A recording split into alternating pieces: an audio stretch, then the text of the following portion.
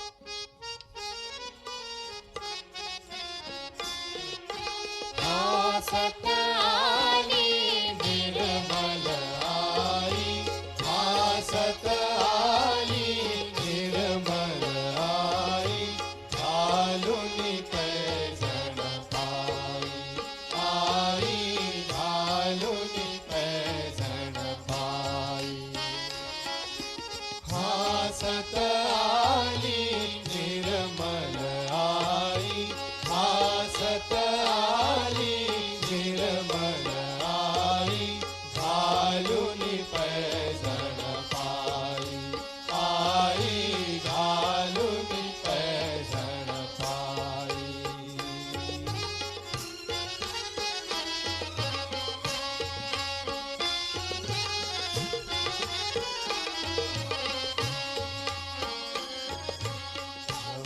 नवरत्नाचा मुकुट शिरावर, नवरत्नाचा मुकुट शिरावर, कंठी शोभे मोती हार, कंठी शोभे मोती हार, सुंदर माझी निर्मल आई, सुंदर माझी निर्मल आई, घालून पैजण पाई, आई घालून पैजण पाई, हासत आली निर्मल आई, हासत आली निर्मल आई, घालून पैजण पाई, आई घालून पैजण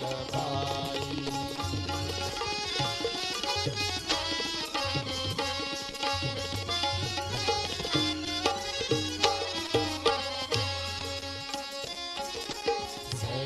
सरीपदराचा कसुरी पितांबर, सरीपदराचा कसुरी पितांबर, चोळी लाली बूटेदार, चोळी लाली बूटेदार, सुंदर माझी निर्मल आई, सुंदर माझी निर्मल आई, घालून पैजण पाई, आई घालून पैजण पाई, हासत आली निर्मल आई, हासत आली निर्मल आई, घालून पैजण पाई, आई घालून पैजण पाई.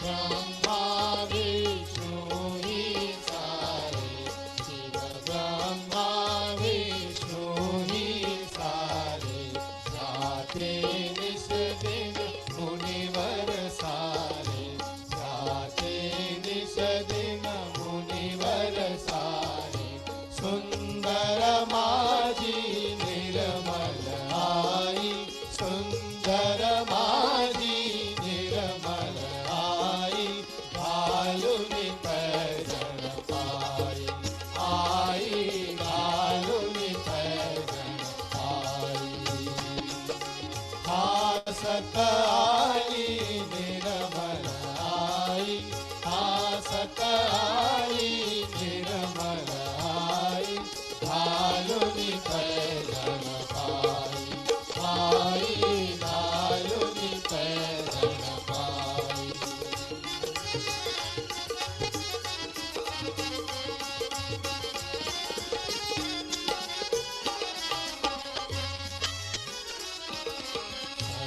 सहजयोगियामी आशी पाहिली, सहजयोगियामी आशी पाहिली, शरणाची झला सर्वही जाई, शरणाची झला सर्वही जाई, सुंदर माझी निर्मल आई, सुंदर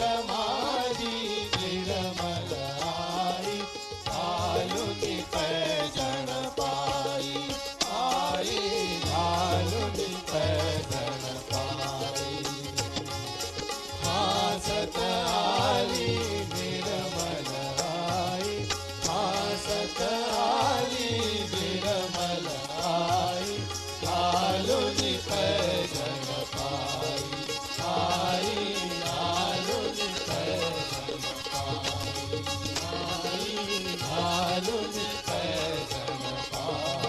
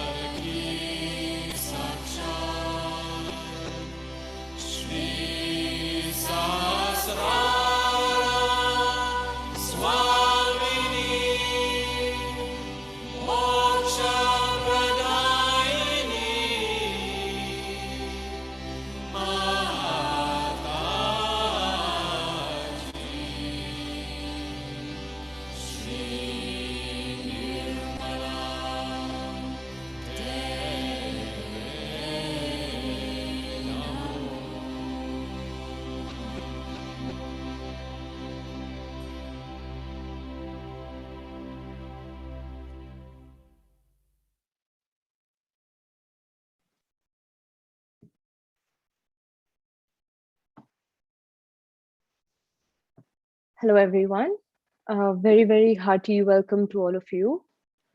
As always, it is the best thing to just fold your hands in a namaskar and gently bow your head down in gratitude and humility as we start this session. Because it is only when we are humble can we receive more openly.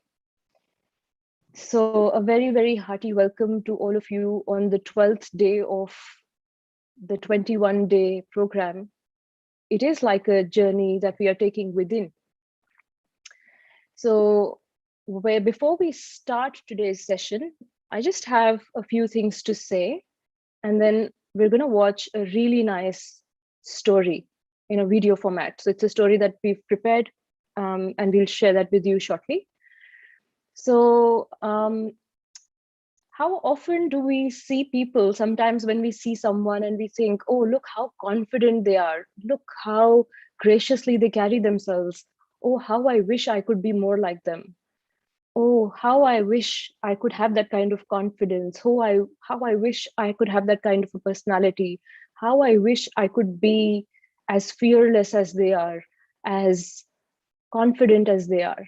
We've all come across somebody in our life and we've always looked towards them and thought, how I wish I could be more like them. So today, I want you to meet yourself in full glory, with full potential, knowing that you can be that person. There is a very, very strong potential that lies within all of us. Yes, all of us, no matter how we feel about ourselves, no matter whether we feel like we can be that person or not, doesn't matter. There is that untapped potential that lies within all of us. So today, it is all about meeting that potential within you. So in order to know what that potential is, we're going to watch a short story that will allow you to see what lies within you that you have never explored before. So today we're going to watch a short story called The Story of Creation. And I welcome you to watch it with me.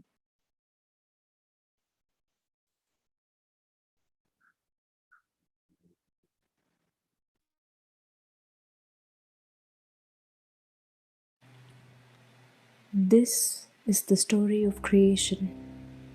Creation once said, "I want to hide something from the humans until they are ready for it." It is the realization that they create their own reality. The eagle said, "Give it to me, I will take it to the moon." The Creator said, "No, one day they will go there and find it." The salmon said, "I will bury it at the bottom of the ocean." The Creator said, "No, they will go there too." The mighty buffalo said, "I will bury it on the Great Plains." And the Creator said, "They will cut into the skin of the earth and find it even there."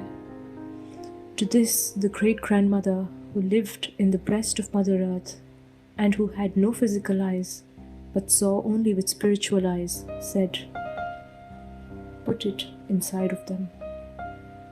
And the Creator said, "It is done."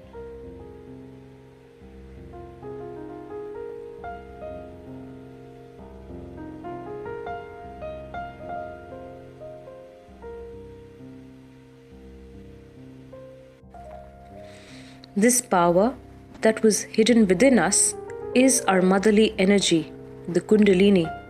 She is our individual mother waiting in the sacrum bone, and she knows all about our past, all about our aspirations, and all about our future.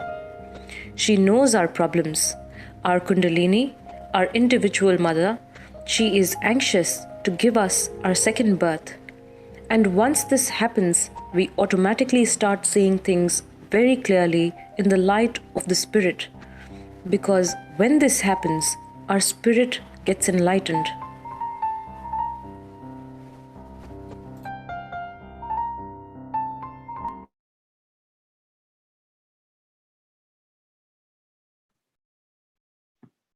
So that was an exact representation of the Kundalini energy, which has always been within us. It resides in the sacrum bone, and you saw an exact animation of how it rises, how it crosses all the 7 chakras, how it reaches the Sahasrara, which is the top of the head. And this is where the lotus blooms. And the connection with the all-pervading power which has created us is established. When this is that untapped potential within all of us, because when the balance is restored within us through this Kundalini energy, we can be anyone that we want to be, because the dynamism in us is active. We can be dynamic, we can be vivacious, we can have a sweet personality, we can have a loving personality, we can be compassionate, we can be joyous, we can have a very, very open heart, wherein it's all that and more. I don't have more words to explain. So anyway, without any further ado, today is the session where we're progressing towards the third chakra from from below. We did the Muladhara, then we did the Swadhisthana yesterday. And today we're moving towards the Nabhi, which is on the navel area, along with the void. And a lot of people have asked us about void, about the Nabhi, about satisfaction, about financial security, about peace, and all those things. So this is the center that looks after all these qualities, and we're going to learn more about that today. And we're also having a foot soak today. So I hope all of you have your foot soak buckets ready. A quick revision of what we did yesterday. We did the Swadishtan Chakra. It is below the belly button. So today the center we're going to look at is at the belly button. The Swadhisthana is below it, right where you see on your screen. The red arrows tell you that it is below the belly button, and the thumbs on our hand represent this chakra, okay? It is also on the back side of our head right here. So the chakras are represented on the hands and on the head as well. So you can also see the position of the head in the diagram below. Moving on, the characteristics of this chakra, it has 6 petals. The element that looks after this energy center is the fire. It is golden yellow in color, representing the fire. And in physical plexus, it is the aortic plexus. And the planet is Mercury. The qualities of this chakra, which is the most important thing. You can forget about everything else, but you have to remember the qualities of this chakra are the spiritual knowledge, okay? It is the creativity, the attention, like the focus that most of us lack at times. We feel like our focus is all over the place. Our attention resides in this chakra. It gives you inspiration, makes you very creative towards music, poetry, art, aesthetics, and in return makes you very, very dynamic. It brings peace because the Nabhi, the center that we're doing today, and the Swadhisthana lie just next to each other. The quality of peace is shared between these 2 centers collectively, okay? So peace, the worries disappear, the doubts disappear. It enhances your spiritual ascent. It prevents diseases like diabetes, blood cancer, allergies, insomnia, because the liver, which is a very, very critical organ, is covered by the aortic plexus, which is also a part of the Swadhisthana Chakra. So as I mentioned before, it brings out, when this chakra is enhanced, it brings out the artistic talent. So you might feel you're not very artistic at this point of time, but with the enhancement of when this chakra comes in balance, it does give you qualities that you never knew you had. So regular meditation in the morning and evening doesn't have to be very long. Quick 5-minute meditation in the morning, quick 10-minute meditation before going to bed, using water to clear the right side along with ice pack, and using a candle of flame for the left side really helps with balancing the Swadhisthana Chakra. You can also use affirmations and foot soak. For the bottom 3 chakras, foot soak is very, very important. It really helps in clearing the bottom 3 chakras, the Muladhara, the Swadhisthana, and the Nabhi.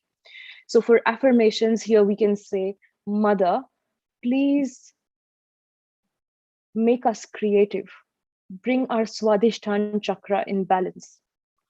Please give us pure knowledge. So these affirmations can be said for the Swadhisthana Chakra, and we will share them in a proper document where they're properly collated either tonight or by tomorrow. So I welcome you for tonight's session. We are going to be talking on the 3rd energy center, the Nabhi, and I welcome Hitoshi from Japan, who's going to be leading the session today and explaining the qualities of the Nabi Chakra, and we'll also have a foot soak with him. So I welcome Hitoshi and to all of you for this session tonight. Okay, good evening, everyone. Some of them must be in the morning, so good morning for them. I'm Hitoshi from Tokyo, and I've been practicing Sahaja Yoga for 30 years, and I'm very happy to share this experience with you tonight. I was a lead last week on Wednesday too, so some of them might remember me. So let's talk about the third chakra today. It is a chakra of wealth and well-being, and around that chakra there's an area called void. So let's go into it.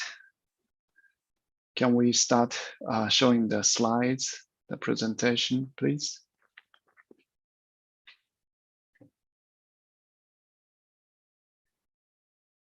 It is a very interesting knowledge that we are talking about, because all these energy centers that we are talking about is a representation of the subtle energy within us.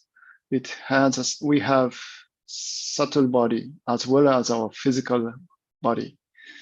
So the third chakra, it's called Nabi Chakra.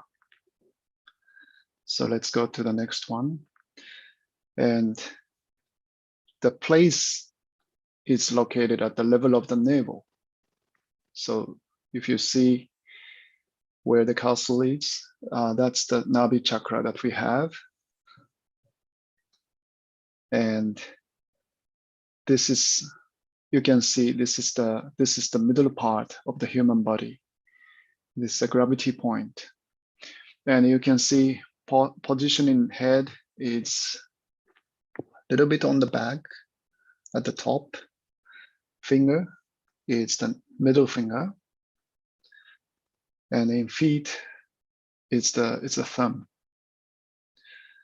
And it corresponds to our solar plexus. Solar plexus catering energy to our all the organs, stomach, intestines, spleen, liver, all these areas.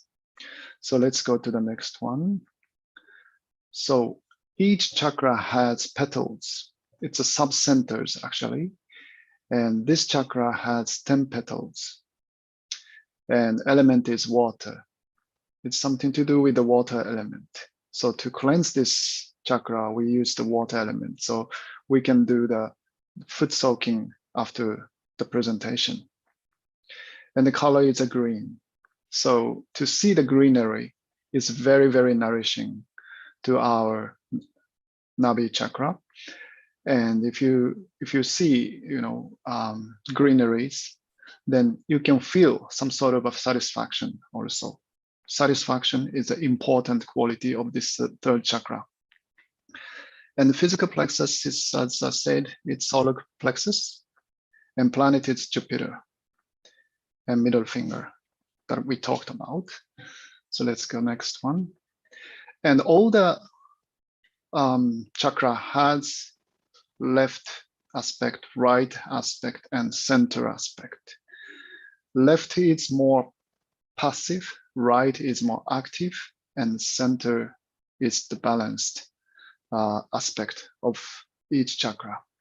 So left side of this chakra caters for pancreas and spleen, and right is liver and gallbladder, and the center is stomach and intestines. So all these stomach area is actually taken care by Nabi chakra. Okay, let's go to the next one. So actually, whatever we experience regarding our wealth or satisfaction is to do with this Nabi chakra. So it's very much to do with our sense of satisfaction, wealth, or well-being, and peace and joy. When it's disturbed, it's very much disturbing our sense of satisfaction. So when we are peaceful and joyful, then that's the time when we are satisfied. And it manifests the sense of dignity and generosity. That's the active side of the satisfaction or the sense of wealth. And evolution, when we have little more than we need, then we can use that excessive energy or little more energy to our evolution or to our development. So this is true for any individual or any organization, even for country or civilization. When the peace and joy is there, then the prosperity comes. That's an interesting principle. So let's go to the next one.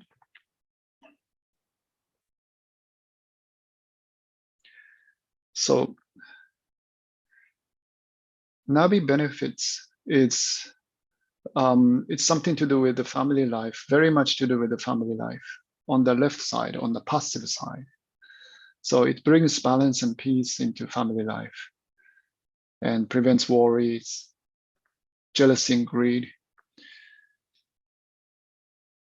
When we think about the wealth or wealth or satisfaction, if we are not happy or if we are not satisfied, then it can trigger some negative feeling like jealousy.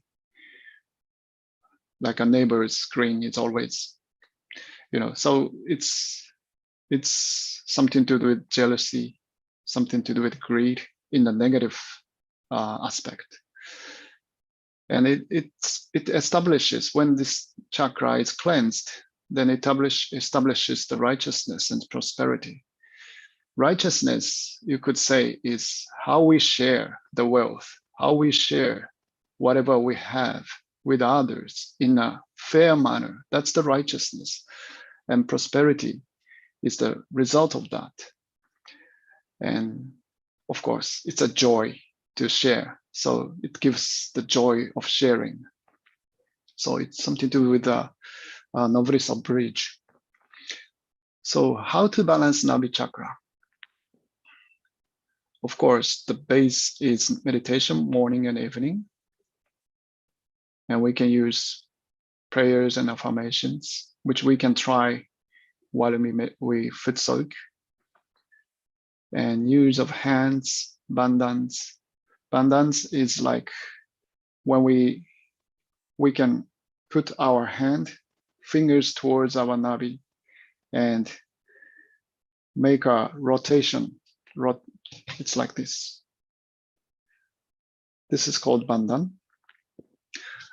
And we can vibrate food before eating. Whatever we intake in our body, it's something to do with our Nabi Chakra. So if we vibrate it before, then it helps a lot to cleanse the energy. So again, to cleanse left side is the passive side. So it's always something to do with the cold or something to do with the moist quality. So use a candle or flame to balance it. And foot soak works for both left and right. And when we are too much on the right side, when we are too much on the active side, then we can use ice pack on liver. Ice pack, I use normally something like this. This comes with in the cake shop, and I put it in the freezer and I put it on my liver. So ice pack on liver works, and foot soak with cold water. If we are right, we have too much heat, so we use the cold water. If we are on the left, we are left-sided, then warm water. So let's go to the next slide. Okay, so now let's meditate. So I hope everyone has a foot soak bucket prepared. So I will prepare that and change the camera. So let's prepare the foot soak bucket, salt, and also the container for the water, for the pure water to rinse.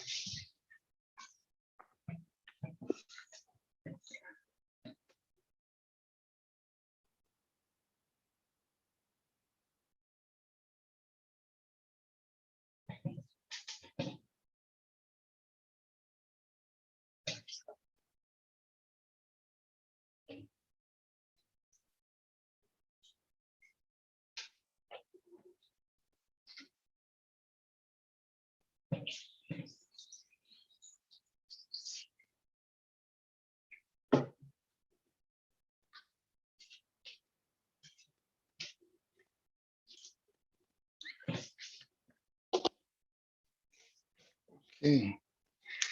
So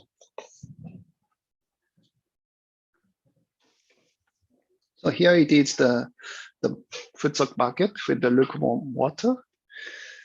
And if you feel that you are heated up from inside, then you could use relatively cold water. If you feel that your system is a little frozen, you need a more active energy of the right side, then you can use relatively warmer water.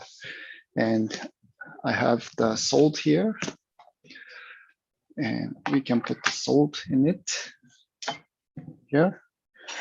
And we can put quite a lot, I think.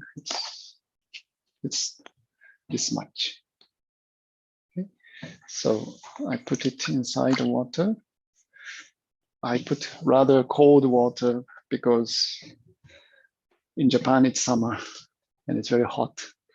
And I feel the heat is within myself. I think in Australia, I think it's a winter, so maybe you use a little warmer water. So, and then we can put clockwise bandhan. Bandhan means half circle, but we can use our hands to give the vibration to the water.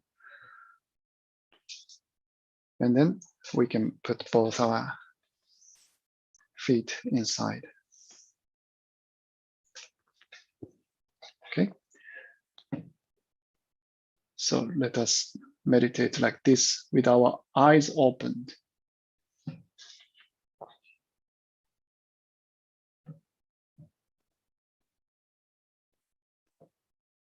So let us start with collective bandhan.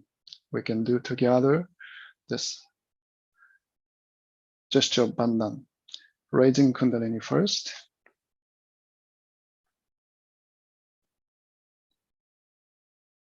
Make a knot. Second time.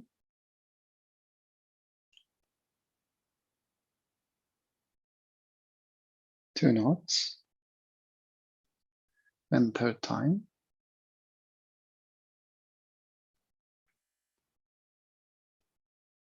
Three knots. And then we can make our protection around us. Half circle. Back and forth 7 times.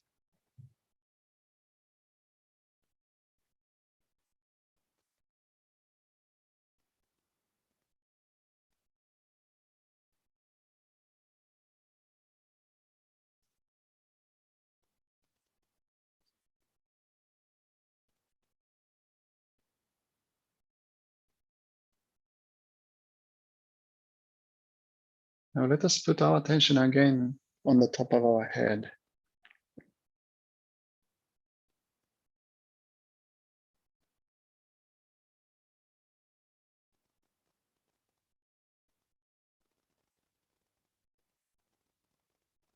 Now we can put back our hands on our lap.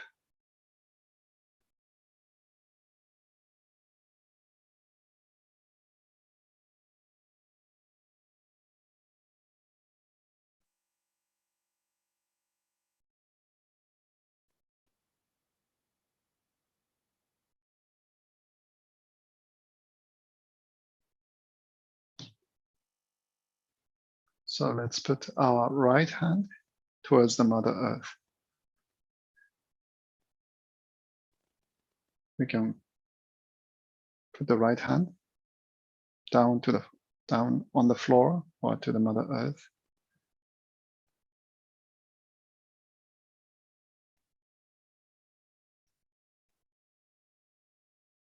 So let us say within ourselves,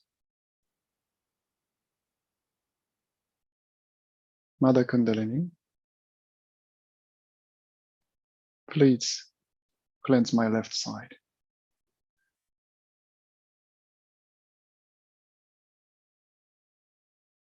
Please absorb all the negative feelings, negative thinking, emotion, worries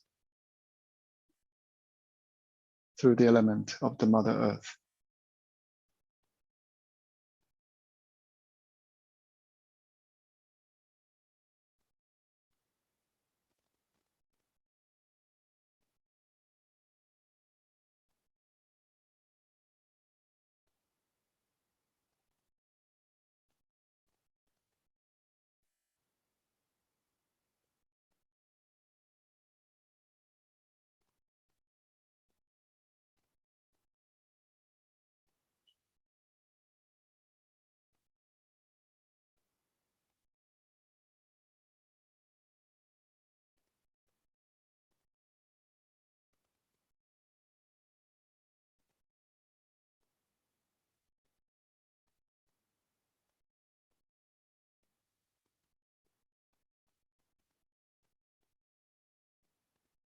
Mother Kundalini, please cleanse my fast chakra, Muladhara chakra.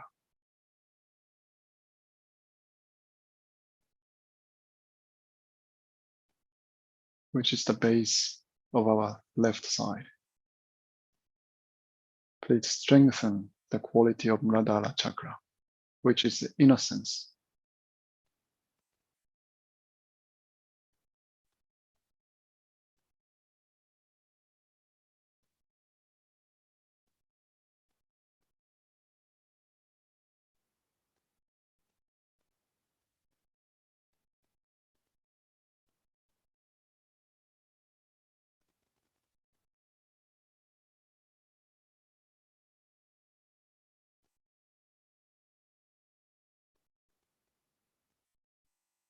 And let us put our right hand on the left part of our abdomen.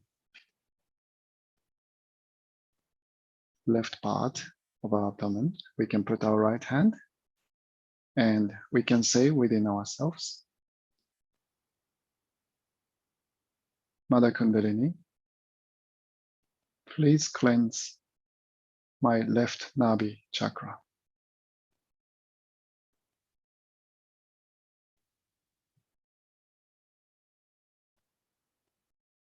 Please give me the sense of satisfaction.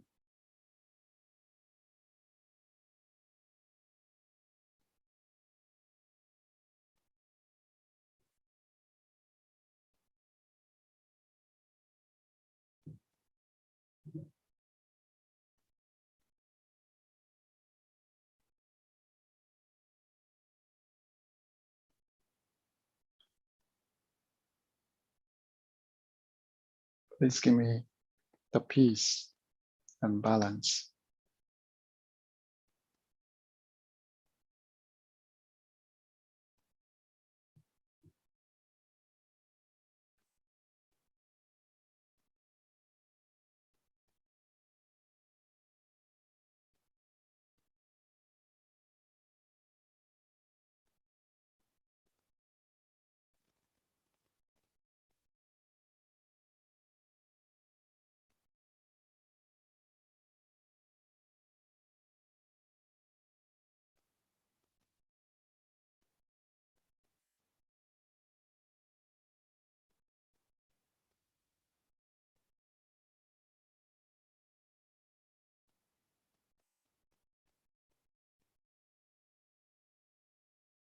Okay, let's put back our hands.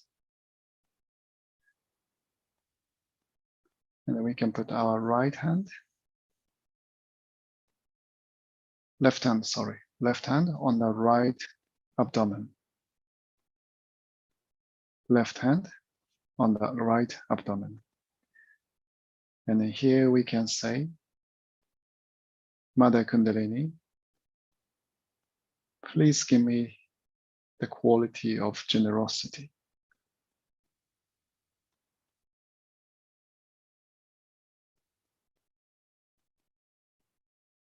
Please give me generosity.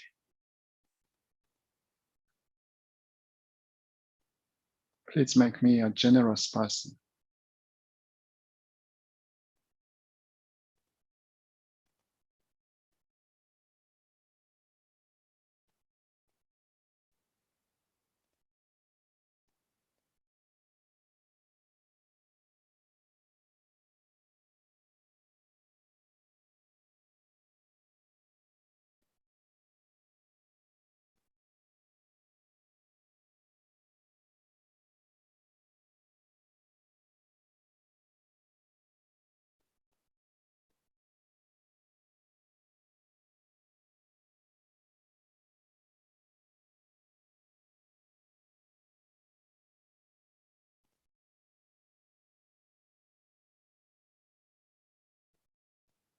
Please give me sense of righteousness and fairness.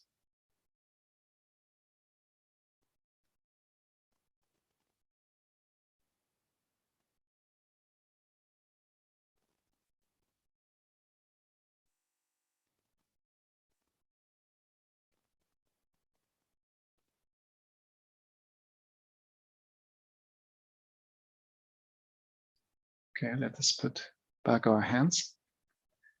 And now we can put our right hand again on the center of our navel or Nabhi Chakra. This is actually the Nabi Chakra itself. And here we can say, Mother Kundalini, please make me peaceful. Please give me the balance.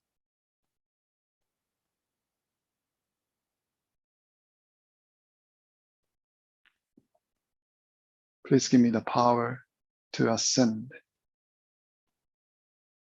to go higher than all the problems of the life.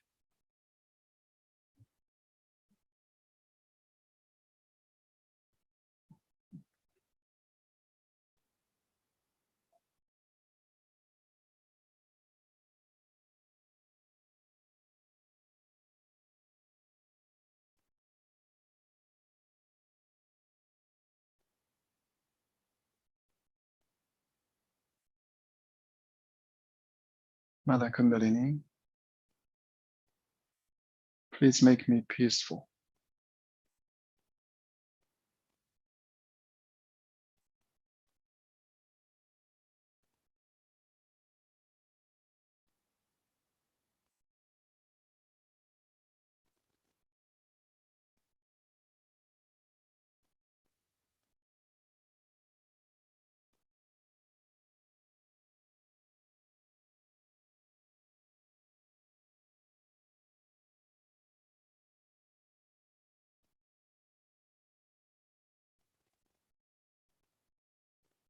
And let us raise our Kundalini by our right hand along our spine, using our attention slowly up to the top of our head.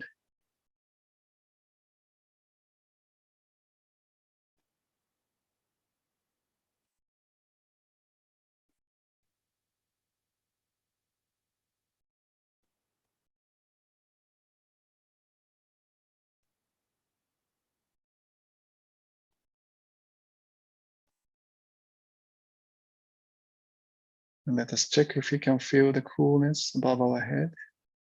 Some people might feel warmer. Some tinglings could be there. Let us check. We can do it 2-3 times.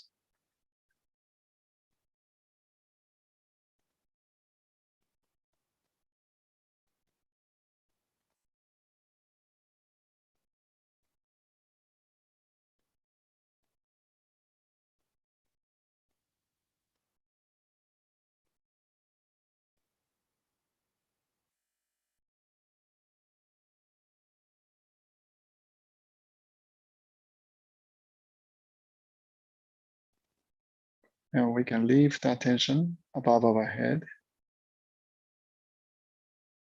and put back our hands on our lap. Let us keep silent in 2-3 minutes.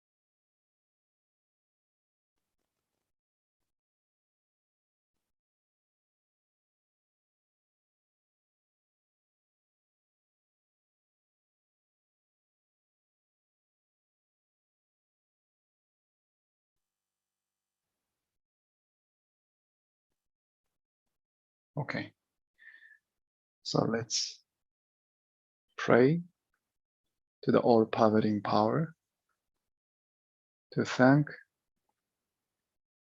to our own Kundalini, and then we can do Bandhan again to raise our Kundalini and put protection. So we can do 3 times again.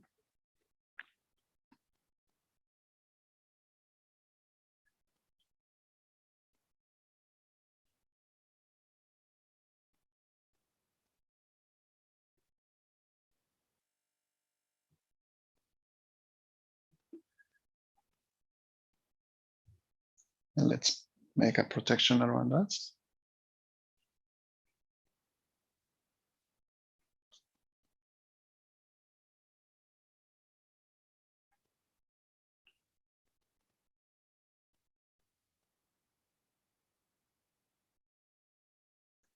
Okay, so this was the meditation with while we were doing the foot soak. And foot soaking cleanses all the first 3 chakras, especially first and second and third chakra. And as I said, the third chakra's quality is water. So it's very much to do with the third chakra. It's a very good way to cleanse it. And when it's finished, you might know already, we rinse our salt water by the pure water. So we rinse it and then wipe our feet. Yeah.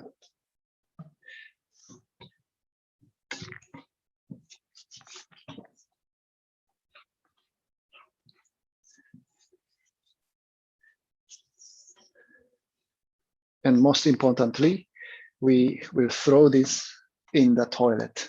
We will flush it in the toilet. So let's do that.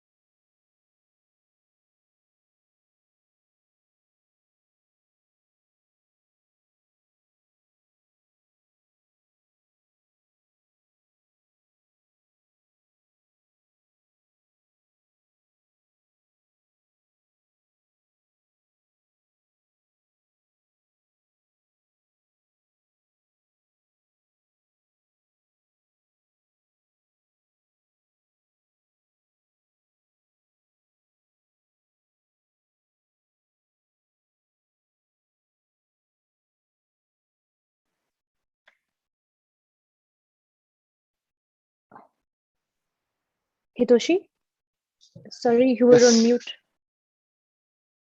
Okay. Did you hear up to which part? Just Did you didn't catch on the you didn't last hear bit. whole? No, just the last bit. The last bit after the Oh, flushing okay. of the water. Yeah. Oh, I see. Sorry. Maybe I went out of the range of the Bluetooth. So that was the meditation while we are doing foot soak. And foot soaking is good to cleanse the first three centers.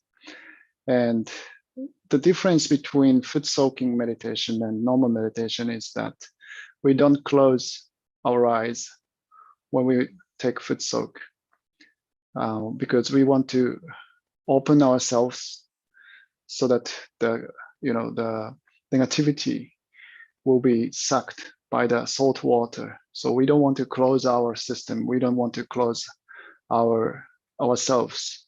We want to open ourselves so that all the negative thing will be absorbed by the salt water. Okay.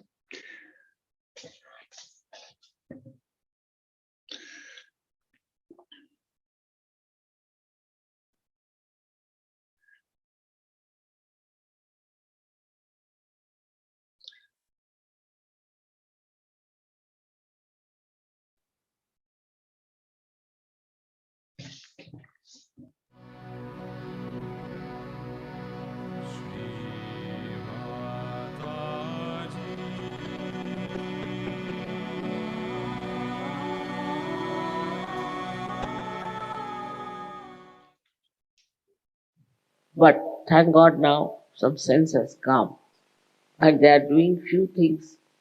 Very few things are to be done for Saj yogis to get all right in their health and also in their wealth. They don't have to do much because they are standing in Dharma and they are in the kingdom of God.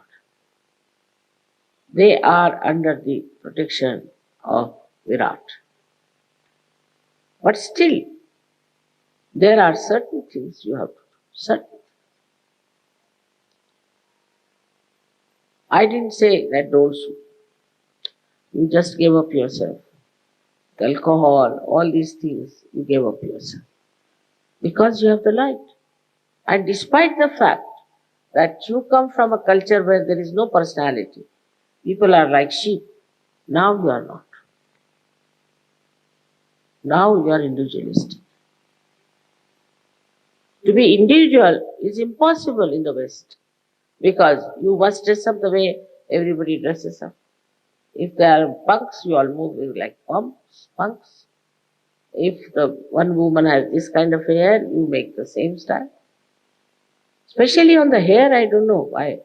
Maybe it is the power of Virat. It acts mostly on hair. Then the clothes and everything, you have realized that chastity is a part of that. It's not only women. It's not the chastity of women, but the chastity of men and women is their power. Is Ganesha's power. This is the dharma which you have accepted. I never told you anything, but you have accepted. And you have imbibed and you are enjoying. Now if they accept us as dharma, what is so special? We are the only dharma. The rest are all adharmis. They call themselves dharmic. They have no dharma. Unless and until you have dharma by which you get a balance, wisdom, you cannot ascend. But if you ascend even without dharma, Sajoga is so great. I've seen people who were quite adharmic and all that just got realization. If you ascend, then dharma trickles down. They become dharma. So many try to write to me about their past. I just tear it off. Finished. Now you have become lotuses. Why are you telling me about something I'm not interested? So once you get your realization, this is the best way, and I just thought of this. Especially when I saw the situation in the world that was coming in this Kali Yuga, I thought in this chaos, unless and until you raise their Kundalini, Dharma cannot be established. This, if I've done anything, I've done this. Is to find out a method, mass, giving realization, and the problem will be solved. You don't have to tell them anything. Don't do nothing. Just think it. It was successful, I must. Very successful. Among you, I find my vision being established. Whatever concern I had, whatever worry I had about this Paris is over now. Finished. I used to come 3 times in a year. And everybody would say, Mother, what is this? Why do you oblige them so? So I said that this is the gate of hell. Let me. And now this has become the gate of heaven.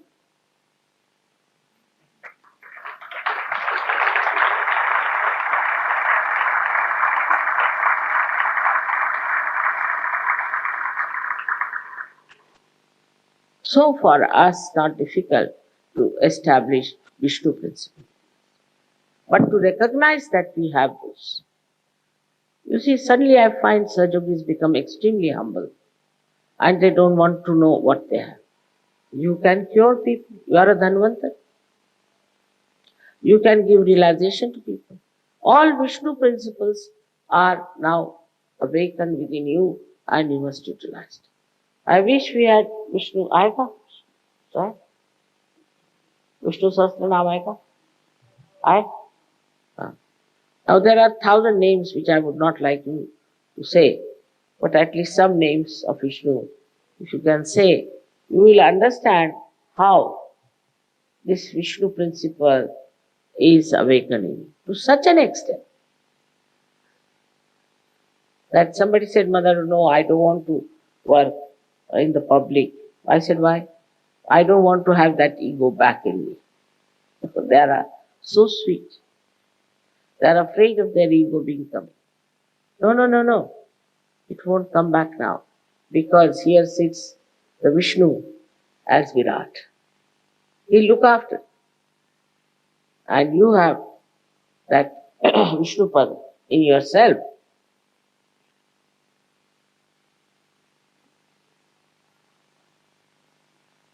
So much could be said about it.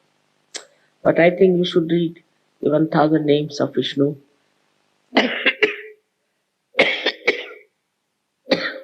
you will know how many qualities you can have. May God bless.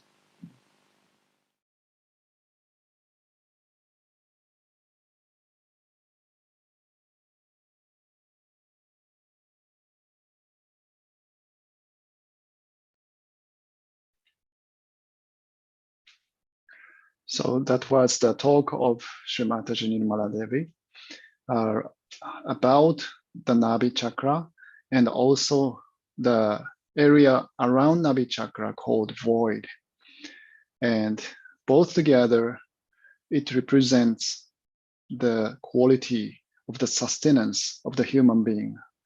So I didn't talk about the void, so I will give you a quick reference about that.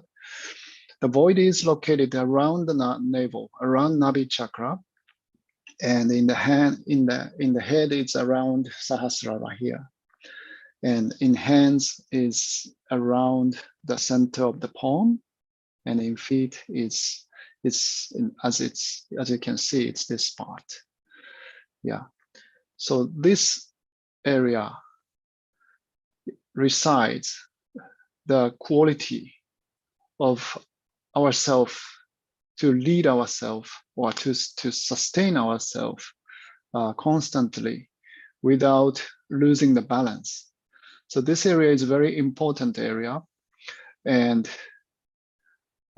there are symbols, 10 symbols in that area illustrated, and that symbols are 10 primordial masters within ourselves. So the principle of mastery, principle of leading, principle of teacher, guru means teacher actually. So the principle of guru lies within us, and the quality can be manifested by some particular person in that particular area of the world in a particular time, because human evolution sometimes need such strong masters, strong guidance, and they have access to that kind of collective knowledge of the collective consciousness. So Raja Janaka, Abraham, Moses, Zarathustra, Lao Tse, all these are the names of primordial masters: Confucius, Socrates, Muhammad, Guru Nanak, Siddhi Sainath. So these 10 people, they were in a critical time, in a critical point of the history, and they showed the direction as a teacher, as a spiritual masters. And then the same quality are within ourselves in this void area. And the element is water, and color is green. This is just like a Nabi Chakra, and then it's around Nabi and central palm, as I said. And importantly, this place is called Bhava Sagra. Bhava is illusion, and Sagra is the ocean. So it's an ocean of illusion. So if you see this part of the around the navel, most of our organs are in that, and it corresponds to all kinds of impulses and lures in life. So we have to overcome all these by the proper guidance of the teacher. So that self-leading, self-mastery is the quality of this area. Let's go to the next one. And the physical function regulate stomach, intestines, the abdominal organs, and the digestive functions. So all these things are to do with our well-being. We need to be careful what to take as a food. We need to take care of information that we expose. Everything is something to do with our digestive function. So it really requires the very sharp attention and discrimination. So qualities are balance and depth. And Shri Mataji was talking about Dharma in the talk. And Dharma is the principle of sustenance. We are human beings, so if we do something that we humans cannot do, for instance, if we jump from 100 meters high, then we can't survive simply because we are made like that. So to sustain our body, to sustain our emotion, to sustain our spiritual well-being, we need to understand that principle and master it. And that is a Dharma. That is a quality of Dharma. And Shri Mataji in that talk was saying that it will come spontaneously from within, instead of being told that you don't do this, you don't do that, you should do this, you shouldn't do this. So we have something like a teacher within ourselves, and when it's awakened in our awareness, then we ourselves can spontaneously feel that what is good for us, what is not good for us, and we start to follow that as a Shisha. Shisha is a student. So the quality of guru, teacher, is a set with the quality of student. So we have a student, good student, benevolent, royal student on one side, and on the other side, we have very strong guru, teacher within ourselves. And both should be discovered in meditation. So the gravity is another manifestation of this guru principle. If we are not influenced so easily, if this quality is manifested, steadiness, decisiveness is the natural result of that gravity, being one's own master, as I said, there are lots of organs, and which gives all kinds of impulses and attractions and diversion of the attention. And that really puts us into some sort of illusion for a moment or for days, sometimes for years. And we waste in the dream our life, precious life. But we don't want that. So we need to really find the true principle of the teacher within ourselves. And it will happen automatically by the power of Kundalini. So as a result, when the void is enlightened, the void is not nurtured by the power of Kundalini, then we become able to guide and help others and ourselves both, and especially to evolve spiritually. So next one, please. So the qualities, in short, seeking the truth and patience. Patience is also very important, because we are not talking about judging ourselves. We just watch ourselves as if we watch the small children. And from that standpoint, without judging, we give unconditional compassion to ourselves as a teacher. And we pray to ourselves that we become our own teacher, so that we can gain the quality of self-guidance, self-discipline, and dharma, righteousness in behavior. And as I said, dharma is the principle of sustenance. And it's not only the sustenance of our body, physical body. In this case, we are responsible for the sustenance of our family, of our local community, of our country, or civilization, entire civilization of the Homo sapiens. So to sustain it, to enhance the sustenance, there is particular direction, and to disturb that principle of sustenance, there is a particular direction to move. So if we can develop that quality within ourselves to discrete what is good for our sustenance and what is bad for our sustenance, that comes naturally from within. So this is the quality of void. And Shri Mataji was talking a lot, mainly about this quality when she says Vishnu principle. Vishnu principle means the quality or the principle of sustenance. So when it's cleansed and enlightened and opened, then it establishes the self-realization. Kundalini crosses the void and restores the continuity of the central channel in its ascent to the Sahasrara. It comes here. And when we did the self-realization process at the first time, Kundalini must have gone through all this void area and reach to the top of the head, so that we can connect to the greater whole, and that is called self-realization.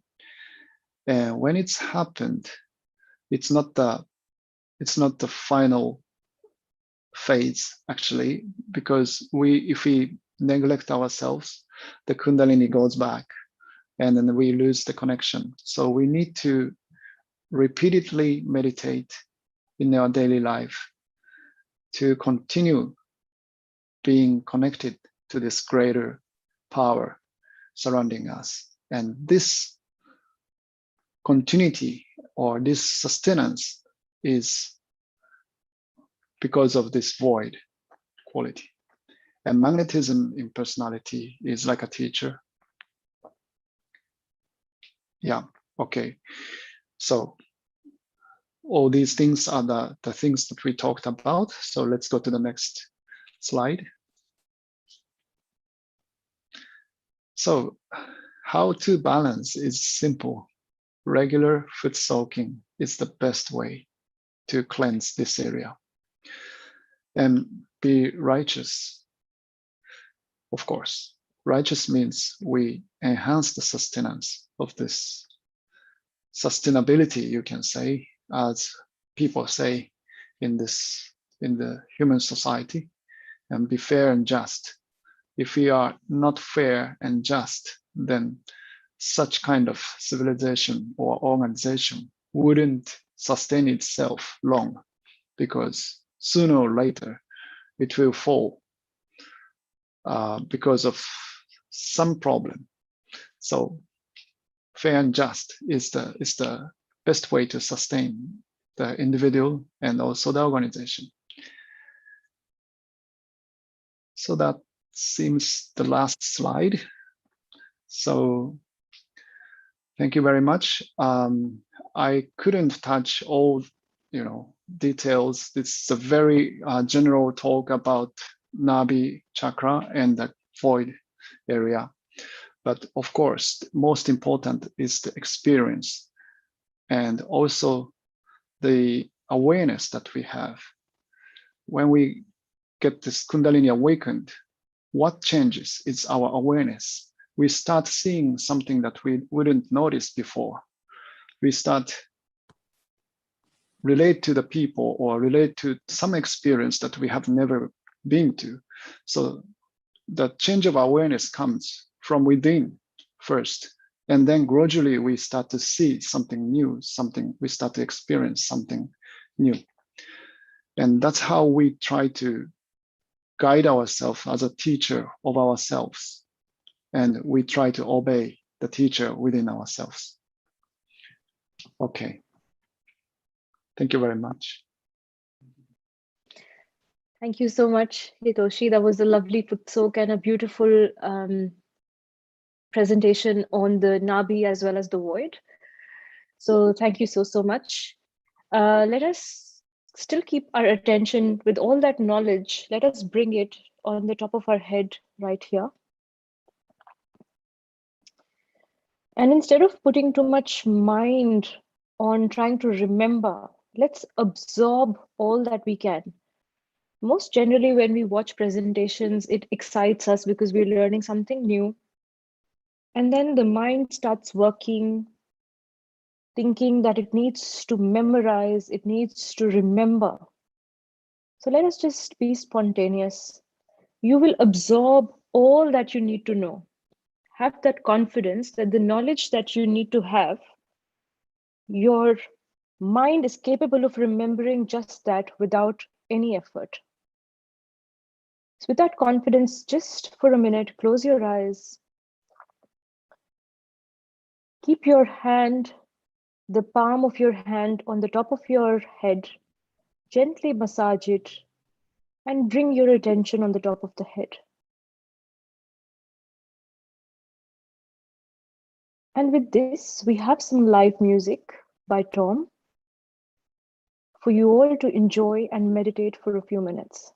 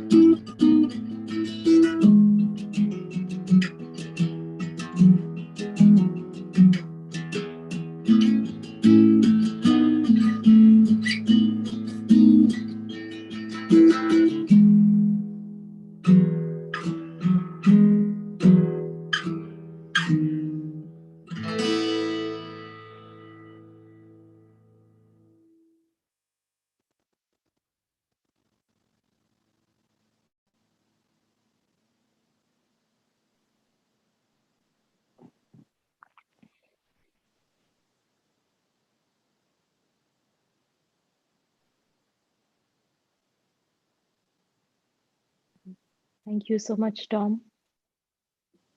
It is amazing. The music really has beautiful vibrations that just take you right here on the top of your head. So let us just enjoy this vibrational bliss. Again, I ask you all to just close your eyes for a few minutes. Keep your hands open and just try to feel who you are within. Feel that inner confidence and just loosen all the knots that you have in your stomach, one knot at a time. Let go of all the anxiety, all the stress that you may have accumulated inside your stomach, all the nerves. And as we saw in the beginning of the session, this power really lies within you to give you all the confidence that you ever need to be the person you always wanted to be. So just loosen this energy center and let the Kundalini manifest with all its qualities of peace, of confidence, of generosity,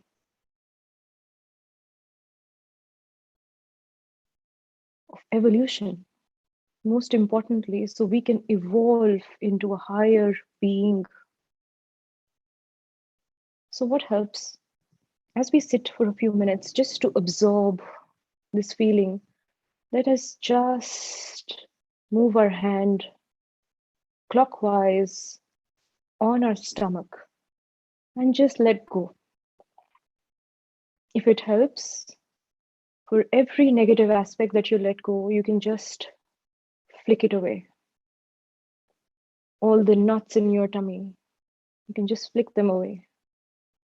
All the anxiety that you feel, the butterflies that you feel, the nerves that you feel, just flick them away.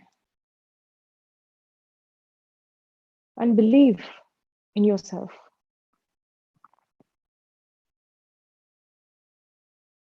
Believe that you have evolved as a person and have the potential to evolve further.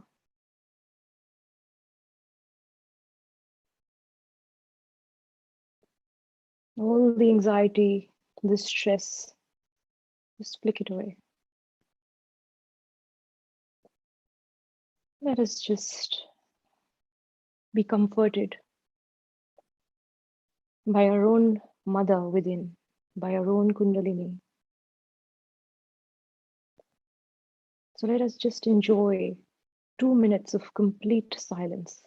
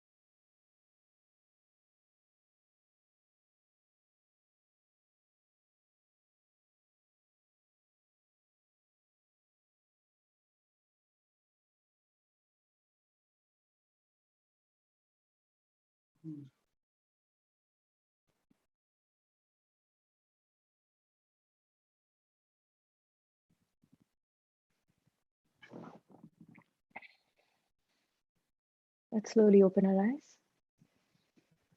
and finish the session as always by raising our Kundalini. The right hand moves around the left. Bring it on top of your head and make a visible, distinctive and definitive knot. Let's do it for the second time.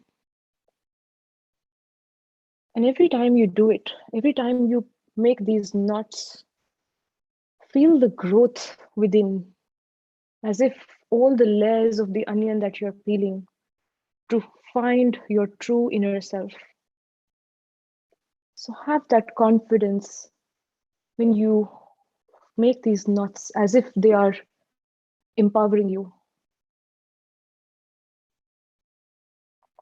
And now, with this bliss that we have just felt, let us create the rainbow of protection around. 7 times.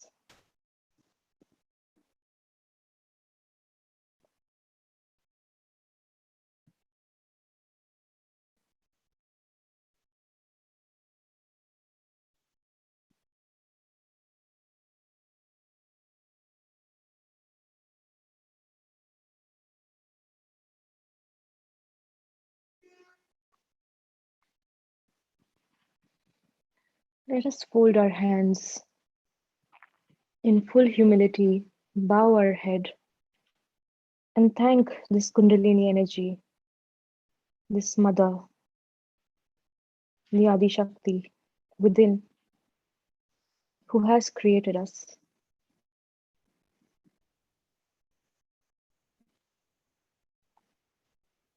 I thank you all for joining and staying with us for these sessions. I understand it is a weekday, and because of varied time zones, some of you might have to get back to work or might be starting your day and might have to go to office. Some of you might have some household chores, so we completely understand if you cannot stay any longer. We really appreciate that you stayed with us this far. So we'll give you a few minutes of silence in case you have to leave. But as always, the resources are always being constantly updated on the website, thefreemeditation.com.au/21 days. We've shown you the website a lot of times. I can show you the website one more time today to show you all the updates that we are making. So please keep checking the website. Just a second, let me get it on my screen. And let me just share my screen with you guys.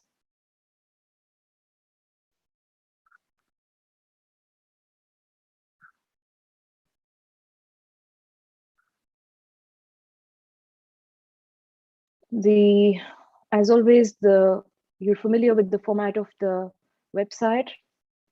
As soon as you go, it tells you how to join the sessions.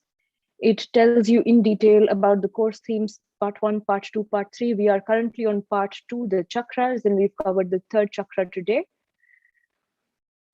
The resources right here, this is where all the updates are happening constantly. The glossary of terms, I'm reminding you one more time. Any words that you feel you don't understand, they're being updated right here.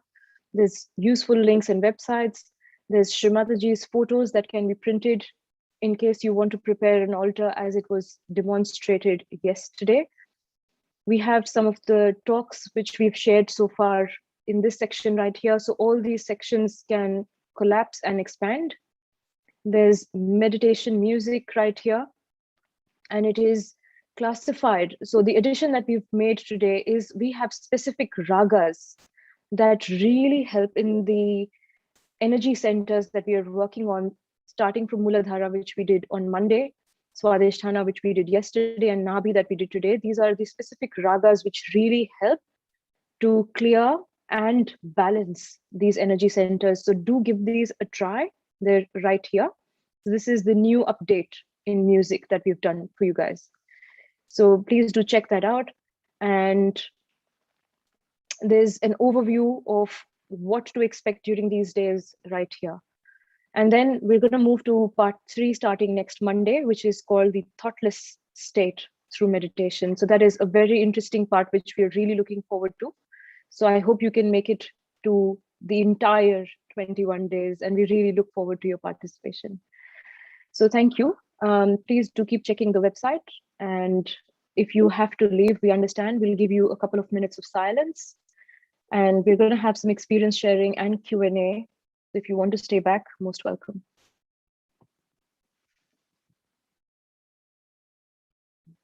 Can you just do this thing?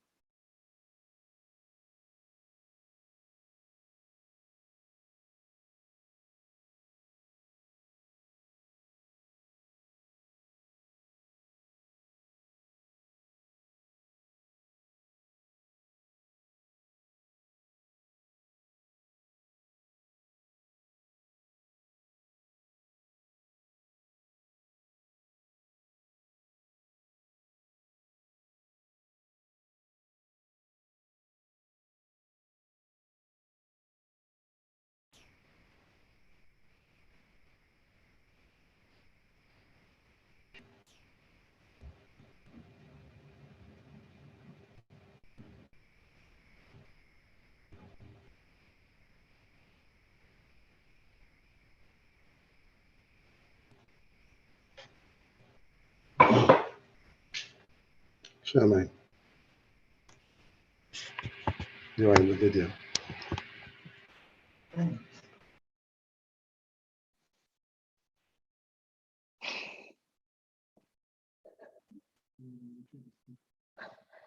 Uncle John Misha.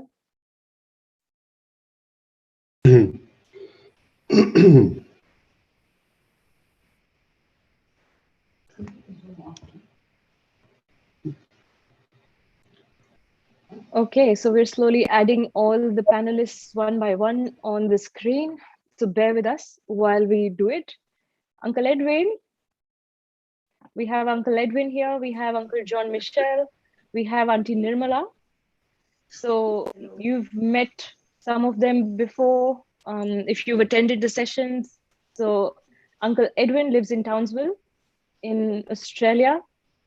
And we can see you, Uncle Edwin. Okay. And we have Auntie Nirmala from Malaysia. We have Hitoshi from Japan. And we have Uncle John Michelle, who also lives in Australia. Such a nice background, Uncle John. Gives all the feels of being outside. Please feel free to unmute yourself, Uncle. You're on mute. Hitoshi, you're also on mute. So a very, very big and hearty welcome to all the panelists here. So I'm going to actually start sending you some questions because I've already received some.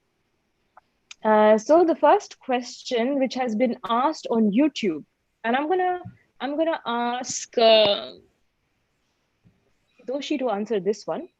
So Hitoshi, based on the foot soak that we did today, somebody is asked on YouTube, can the meditation be done with a foot soaker, which is, I believe, an electric one, which creates bubbles and heats the water? So somebody's asked, can we use that for foot soak? Okay. I wouldn't recommend that though, because it creates a disturbance in our right side. I mean, all the electricities, all the excessive device, things, it's not as vibrant. If everything is vibration, if it's a subtle energy, then it disturbs, if electric devices disturbs that vibration somehow. Not necessarily negative, but it's nice to keep it simple. If I have the electric foot soaker, then I would use without electricity on. As a tub. As a tub. Just as a tub.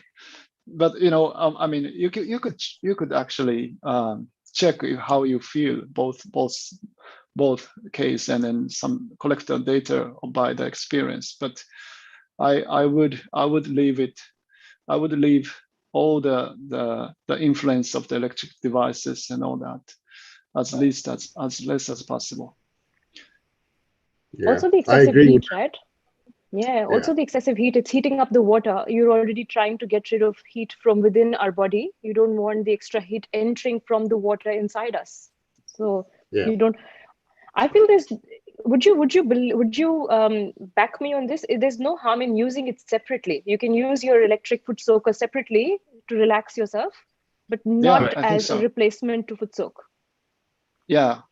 When we are tuned with a very subtle energy, then electric energy is a little more gross, so it can be disturbing. It can be, but depends. I mean, there's no such a strict rule, so I mean, it's up to each one of us. But that's my recommendation, to keep it separate. Yeah. Agree with that. The other reason for that is the all-pervading power has all the tools that you need in your foot soak, in the elements, without having to artificially create any electromagnetic waves or whatever you want to do. So stick with nature. Generally, this is a natural living process. If you can stick with the natural processes and just try to be patient with yourself, because we tend to use gadgets to accelerate processes.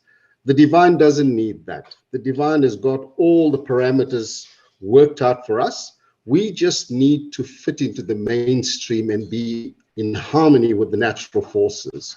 So any gadgets and things, I would suggest leave them out for the time being until your attention settles down and your vibrations settle down. Then you can experiment with whatever you like. But for now, at this early stage, I would suggest stick with nature and you'll be fine. Thank you. Yeah, thank you so much. And I hope that clears that doubt, because a lot of people might feel like, can they mix it up? But it's best to just do it separately. Enjoy your foot soaker separately, enjoy your foot soak separately. So there's Absolutely. another very interesting question that I would actually ask a few of you to give your take on, because this is a very important aspect of the Nabi Chakra, and I'm very thankful to Khyati for asking this. So Khyati has asked that um, the Nabi Chakra may help in weight loss or maintaining optimum weight, as it supports the stomach organ in the intestines and pancreas. Would you believe that is true? And if it is, then till what point? Because it definitely does look after your stomach and the organs for digestion. So how important is this energy center for optimum weight loss and having a balanced weight? So I'm going to start with Auntie Nirmala, and then we'll go to Uncle John Michelle. He's also been very quiet, and we'll take it from there. Let's see. I think a lot of you might have something to add to this. So Auntie Nirmala, what would you say about this? It's all Auntie, you're on about mute. balance. Oh, sorry. No, yeah, we can hear you now. Yes. Okay, Saji Yoga is all about balance. So even when it comes to food, you have to take it in moderation. Yes, and you eat healthy. Like I always make sure that whatever I eat is healthy. And if it adds to my weight, I of course don't take it. Like too much of carbohydrates is bad for me. So I always take everything in balance. So that is what we should do, and let the energy take its course. You know, we don't have to worry much about weight loss when we have got our self-realization. You know, I would always say, eat right, exercise, and just leave the rest to the energy to take care of it. That's all I would advise. So what would you add to that, Uncle John? Yes. I think it is common sense that in the same way we're trying to become thoughtless, we have to learn to live without eating also. We can do some fasting a little bit from time to time, just to find our balance again, because we are used to work hard, watch a lot of TV or YouTube, or then we eat a lot, and we never take time to look back and see where we stand. So the whole idea about the Nabi, this third chakra, is to introspect and detach ourselves from these extremes, eating too much or becoming too fat or not fat enough. These are extremes. So we need to try and step back. Like when we say, let's go thoughtless, it's because when we become thoughtless, then the light comes in. It's the same with the third chakra. So we need to give us time to relax. That's why we need foot soak. Foot soak is a bit of salt and water, and do nothing. Just wait. Just let things space out. That's my advice. So do you mean that we should be a bit more detached from food? Like let our attention not be fixated on food, which has generally become a very big part of our life. Like we're always wondering, hey, what should I have for lunch? What should I have for dinner? What should I have for snacks? It's not only food. It's not only food. It's work, food, and everything else. We got to, if food is our concern, we got to step back and maybe do a bit of fasting so that we can see clearly what is food? What do I need to eat? And how much do I need to eat? Do I need to eat chili or no chili? We need to find out. You know? So it helps us meditate more. We have to go back to meditation. Absolutely. Absolutely. And that sounds really good. Uncle Edwin, do you want to add to that? Yeah, I think we need to just step outside the Nabi Chakra for a minute. If you look at how everything works at a physical level, spiritual level, emotional level, and the way we learn things, because our brain has such a limited capacity, we tend to focus on one little thing that we can manage to comprehend at the level of our brain. But in reality, nothing works in isolation. So if you look at your subtle system, if you look at the left channel, the central channel, the middle channel, and all the chakras, it doesn't have like a manufacturing process, a sequence. Muladhara will do one thing first, and then Swadhisthana will do something second, and so forth and so forth. No, it doesn't work that way. Everything is like an orchestra. Everything works in harmony with one another. The Muladhara is doing what it needs to do, the Nabhi is doing what it needs to do, the Heart Chakra is doing what it needs to do, and the control centers in the brain is obviously also trying to manage all these things.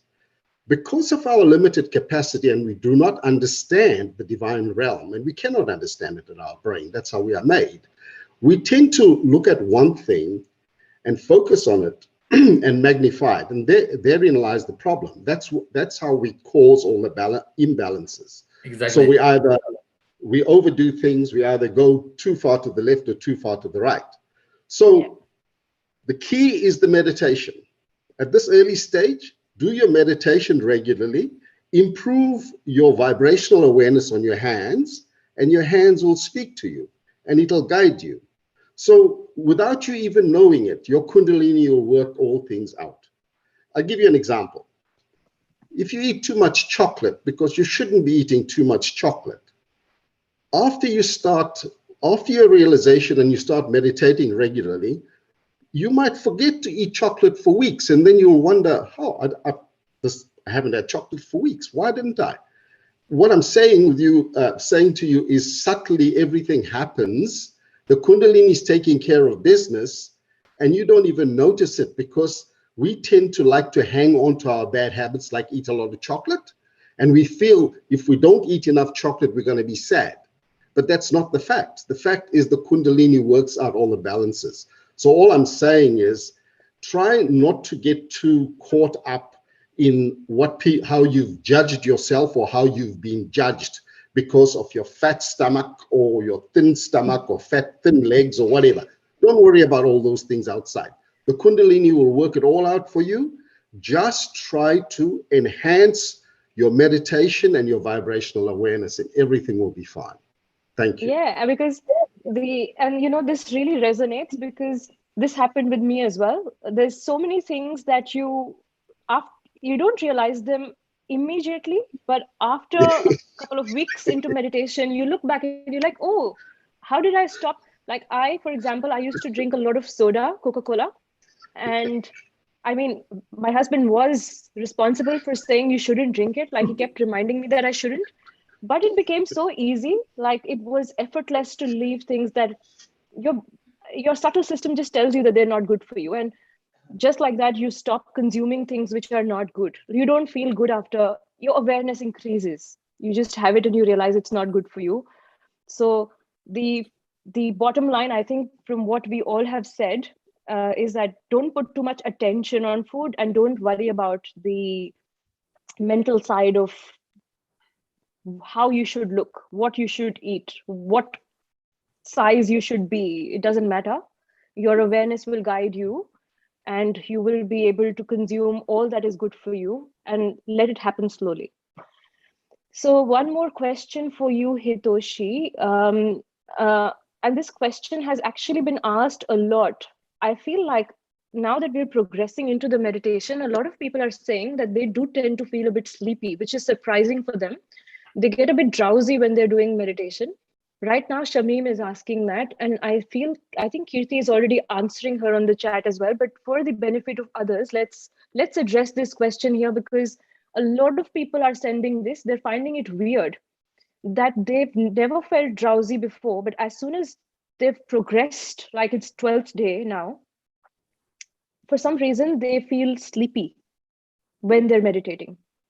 So Hitoshi, we don't know the dynamics of why it's happening. Like it could be very individual, but on a broader level, can you explain why that's happening and what it means?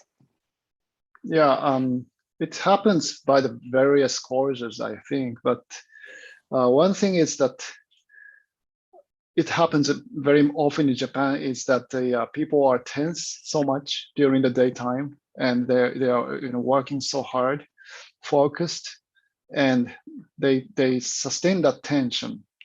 And when they meditate, Kundalini somehow try to balance that tension, to neutralize it, and then they have to be thrown into the left side, which is the emotional side. But it goes too much sometimes because of the it's like a how do you say, the reaction from the rational and driven side to the emotional passive side.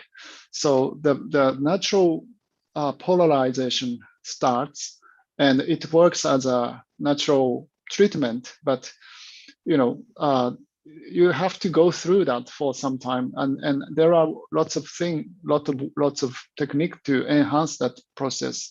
Of course, it's one good way is to use foot soak. Foot soaking is the best way, I think, to accelerate that neutralizing process.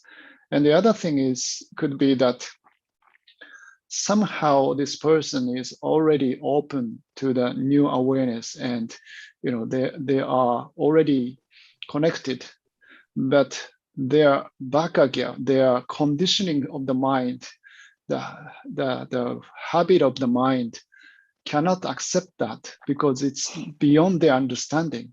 So it shuts off, and then they try to somehow resist to that change, which is already happening, but the body or the subtle system is already started to work out.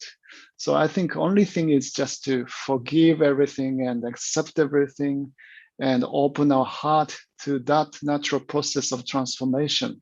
I know sometimes it's a little bit more than our understanding, but for that we need to meditate. Uncle John, looks like you want to add something to it. No, I think I completely agree with what Hitoshi said. It's really beautiful. It's I feel myself sometimes when I meditate, I feel sleepy, and actually I enjoy it because I know what's coming after. It's like no, it's true. When we are too busy in our life, and when you are in a collective meditation, and then you can feel that you're losing it. You just fall asleep a little bit. And then if you just don't fight it and let go and get into that relaxing mood, at the end of it, there is like a light of coolness. And then when you awake again, you are in silence. And that's beautiful. That shows the balancing effect, going to the left side to cool down the right and bringing us back. It's all done by the Kundalini. It's beautiful. I love the fact that he explained it's like the polarizing effect, it's like you're swaying from here to here to find the right balance, which is good for you. So give yourself time. Uncle Edwin keeps saying, be patient with yourself. Yes. And your balance is going to be restored. So just enjoy. As Uncle John Michel said, if you're feeling a bit drowsy, just don't fight it. Don't fight It's like a surfer. No, it's like surfing. We got to learn how to surf with no worries. Very Australian thing to say. Yeah, like Good what one. Brother Hitoshi said, people in Japan, they go through stress, work and all that. So it also affects the right side because you're overworking and overthinking. And what you can also do is to raise the energy from the right, you just transfer it to the left to give it a balance. Yes. That also can be done. So basically what you do more is attention. you Yes. just more attention raise to it. the left side. Yeah, just Because raise it and drop it on the left. Yeah, you can just do that. When you feel, that's only if you feel very right-sided, like if you've been very, very active and your mind is wrestling and it can't stop, and you can't stop making your to-do lists and crossing them out by doing the things you've planned, just lift your right and try to bring it on your left to balance it out. So very, very good exercise to conduct. So we have one more interesting question based on the void and the Nabi that we've done today. So somebody is asking, the third chakra and void, are they one? Or are they two aspects of the same energetic place?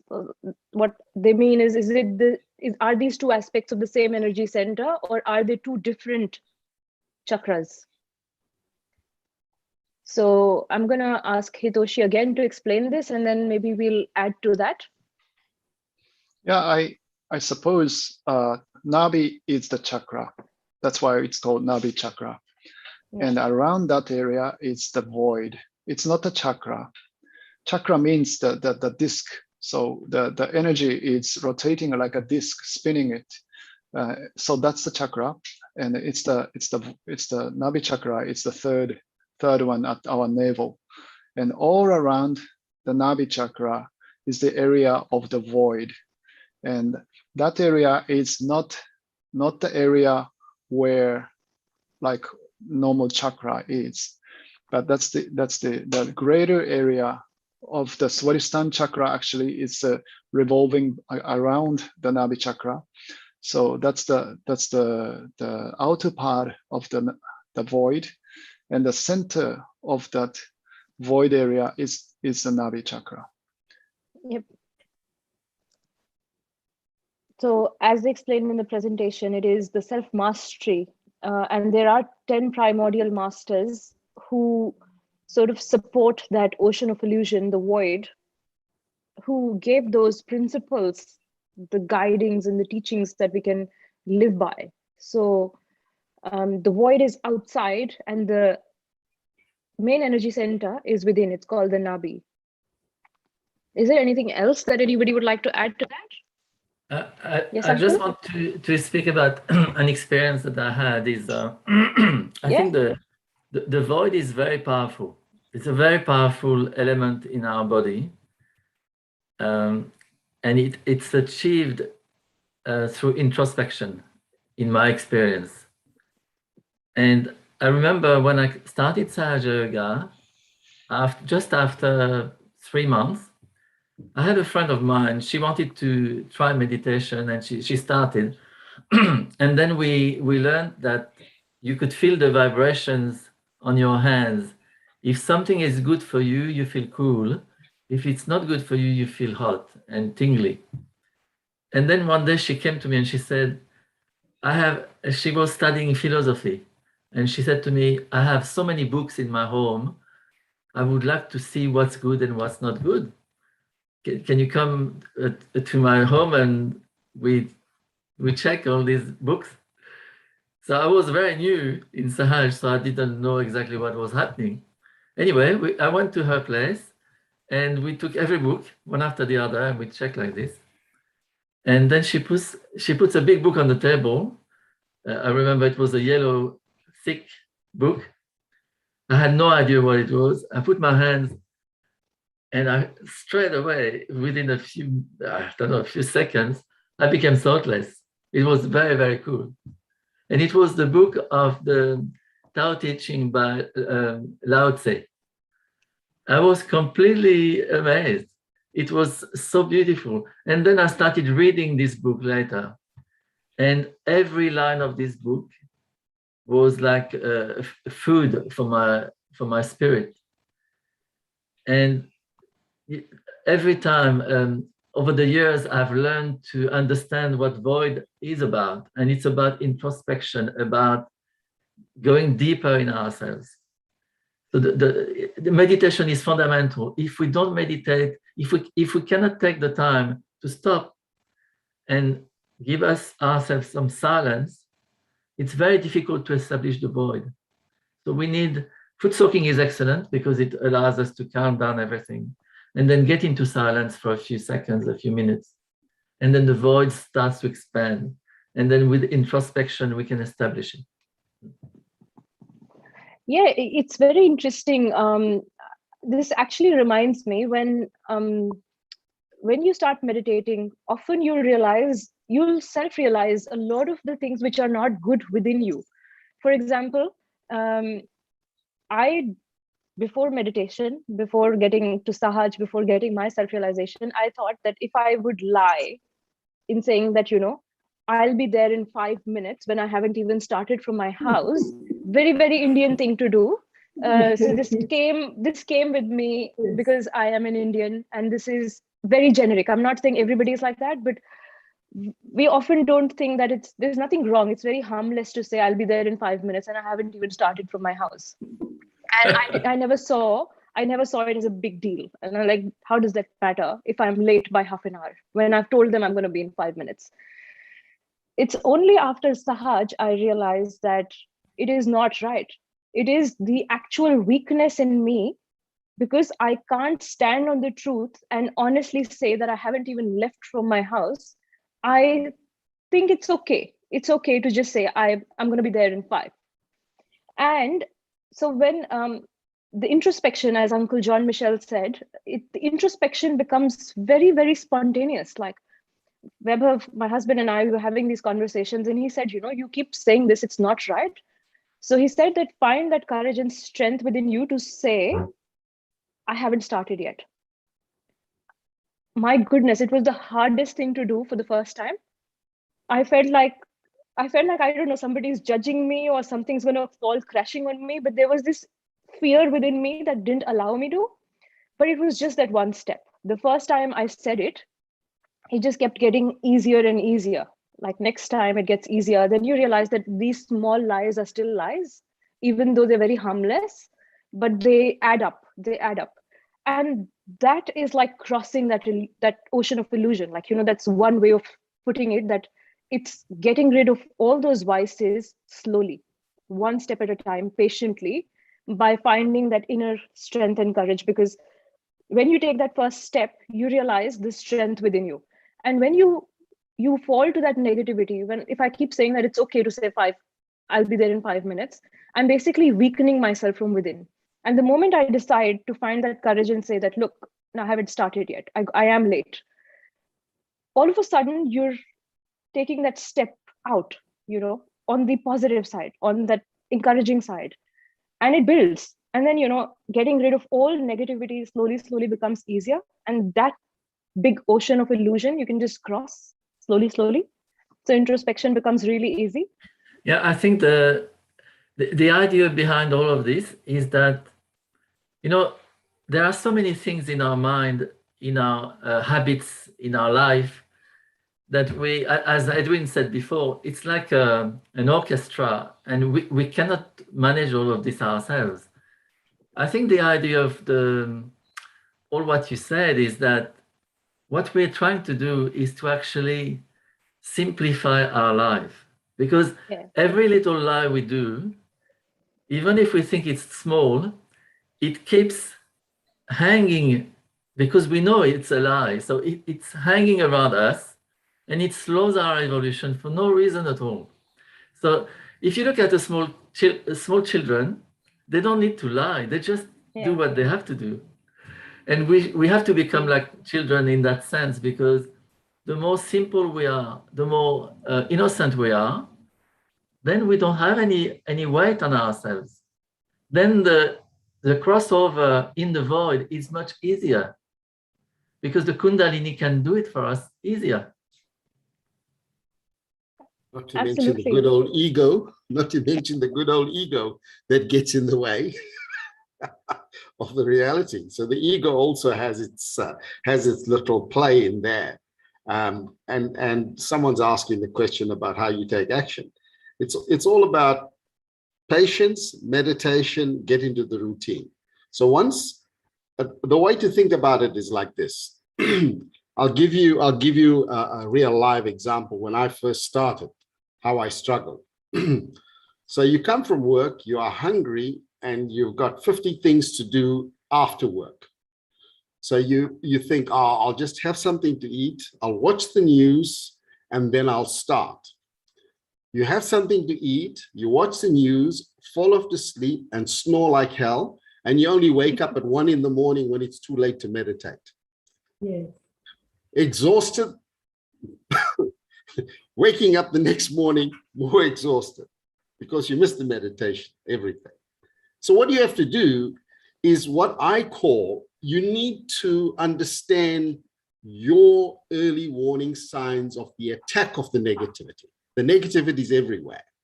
So the early warning signs will raise the alarm and say, I'm getting lazy. Can't be lazy. I've got 15 things to do. Change the priority. I'm not going to eat first. I'm going to do a foot soak, or I'm going to meditate first, or I'm going to sit on the ice pack first. Change the priority. That's the first thing. The second thing, be honest with yourself. If you're not honest with yourself, you can't fix anything. If you are lazy, admit it. Look at yourself and say, yes, I've been lazy today. How am I going to deal with that? The moment you face the truth, surrender it to your Kundalini and say, Mother, I've been a bad boy today. I've been lazy today. I don't know what it is. Whatever works for you, whether you're sitting in a foot soak, lying on the floor, whatever, be sincere and talk from your heart to your Kundalini. Mother Kundalini, I'm not feeling good. I've got all this work to do. Can you please clear out all this negativity within me for 10 minutes? Just relax for 10 minutes.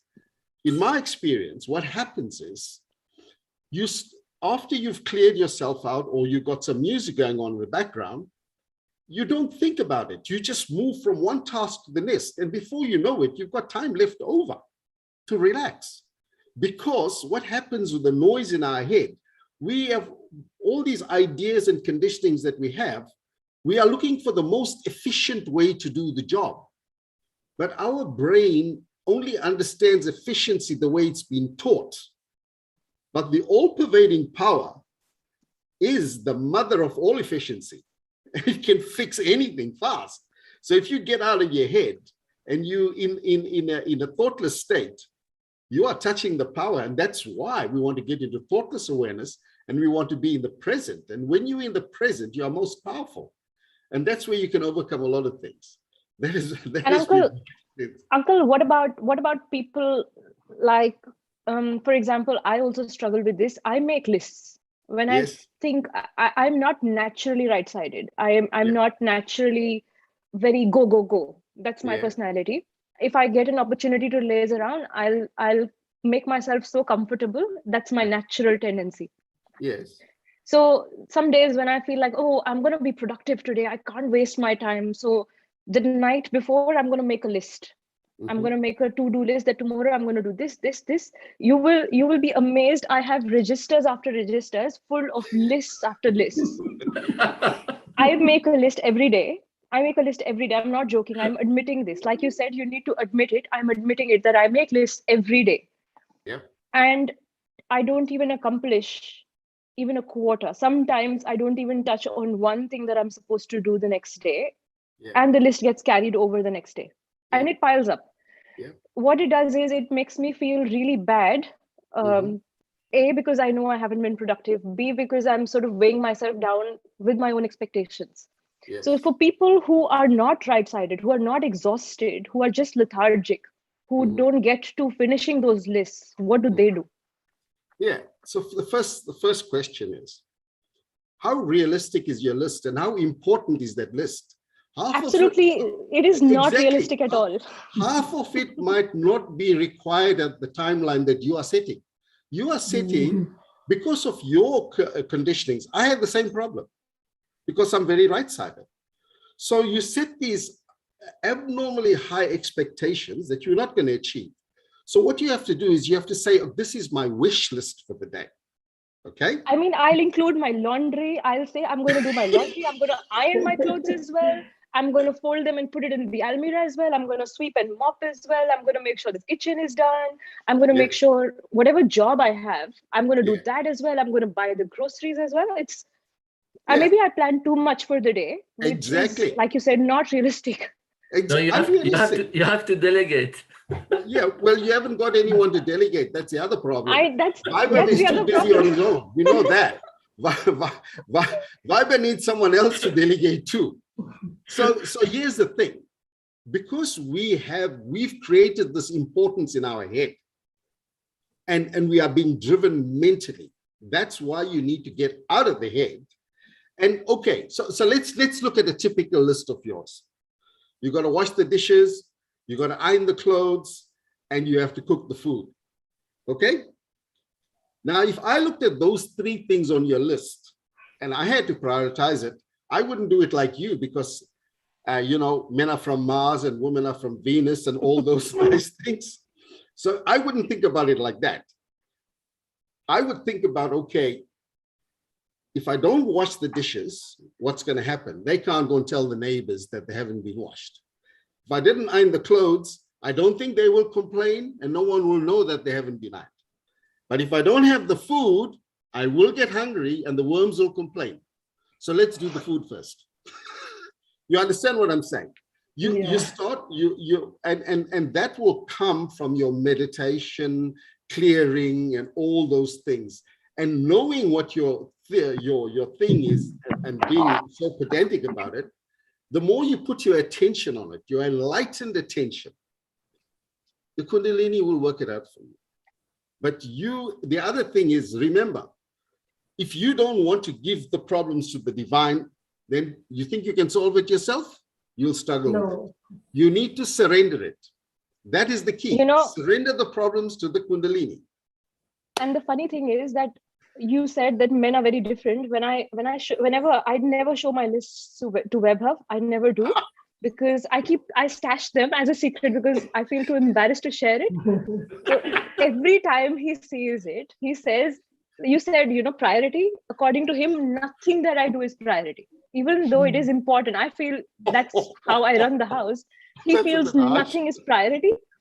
He'll say that if I need to, for example, he'll always focus on, say, for example, if I have to change my job, he'll say that, you have to, he feels like I procrastinate. Now I'll tell you, I'll admit it. Behind the garb of all the household work I have to do, there is always something more important I have to do, and that is never on the list. Unfortunately, in my case, it is that high priority thing. I don't even put it on the list.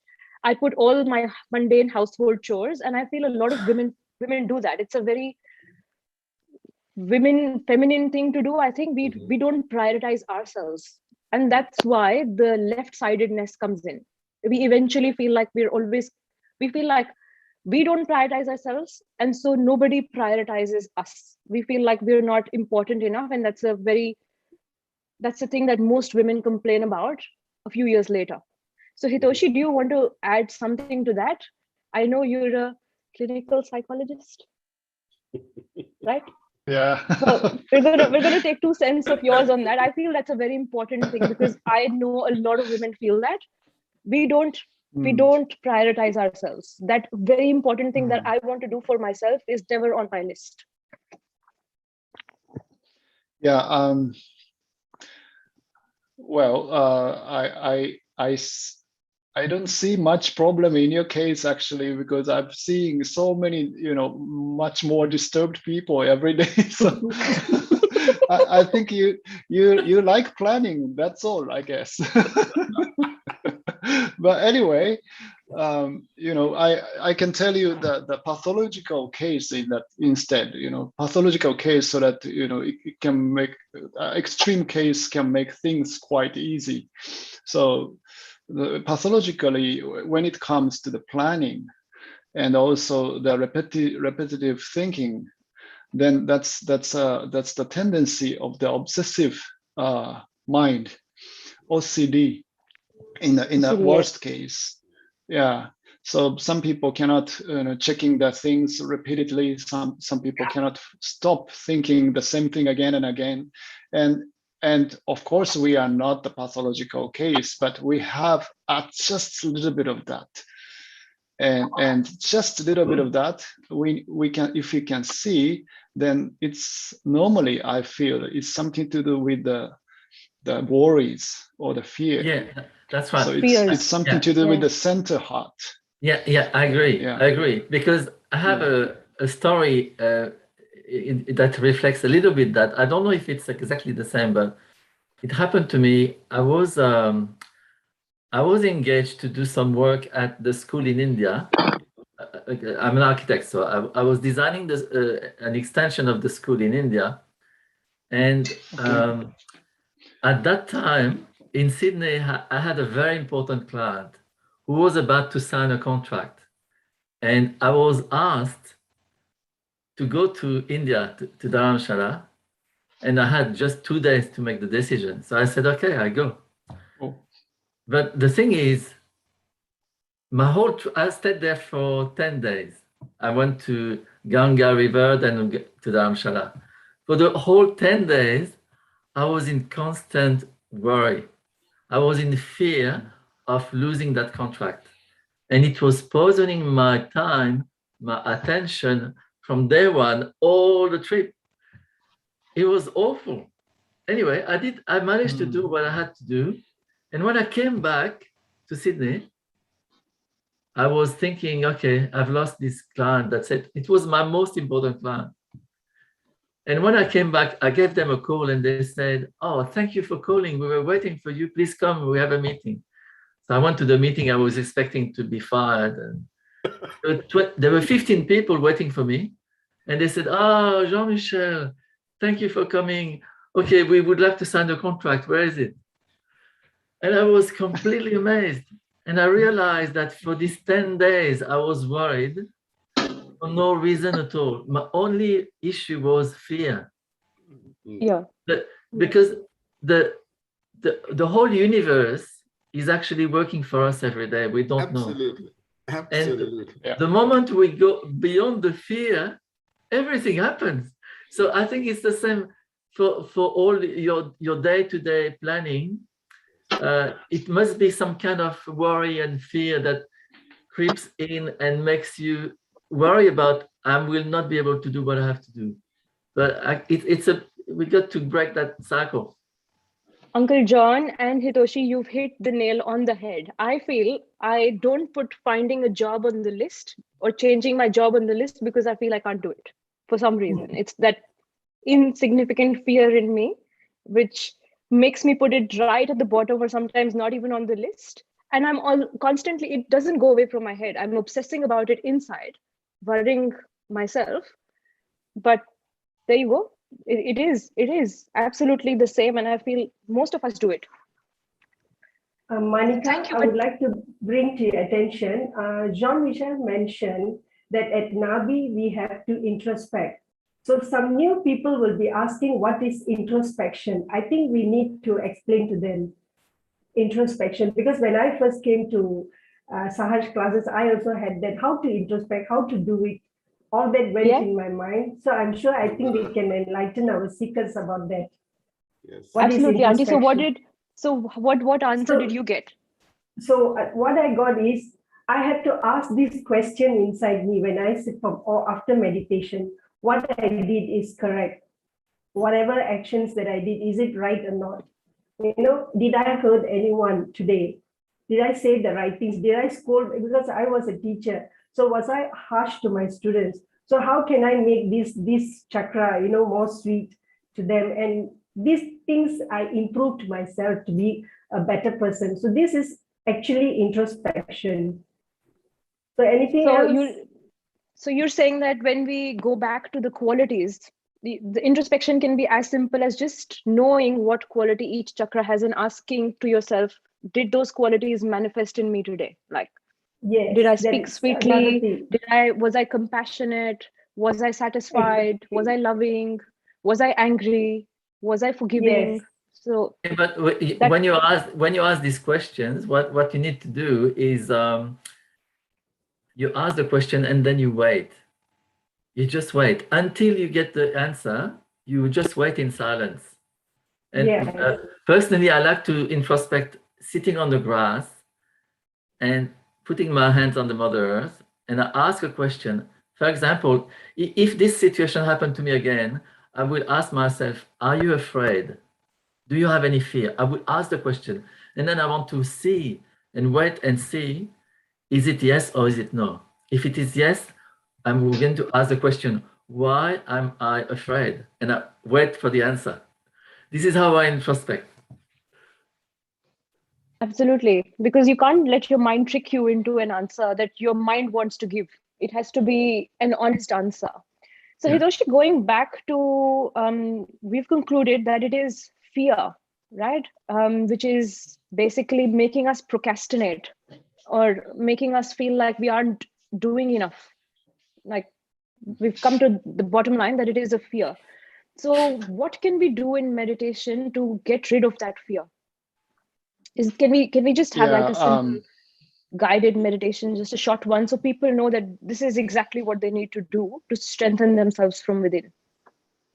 yeah, I was feeling quite interesting to hear your presentation about your too much of meticulousness and all this, because we were talking about the guru tattva, or the teacher quality within us to lead ourselves, and we were talking about the void, and the void is the ocean of illusion that we have to cross. And what is the other side of the shore?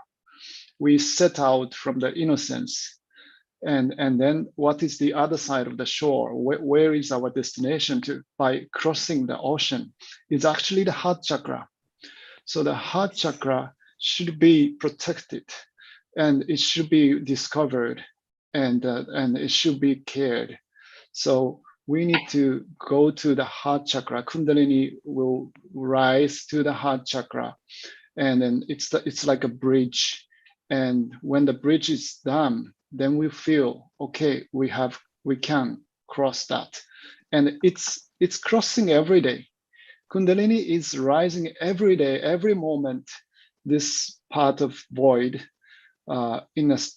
maybe in a very thin string, but it will be strengthened in a very much, like everyday meditation can strengthen that flow of Kundalini from Muladhara to actually to the heart, to the Vishuddhi, Agya, and Sahasrara.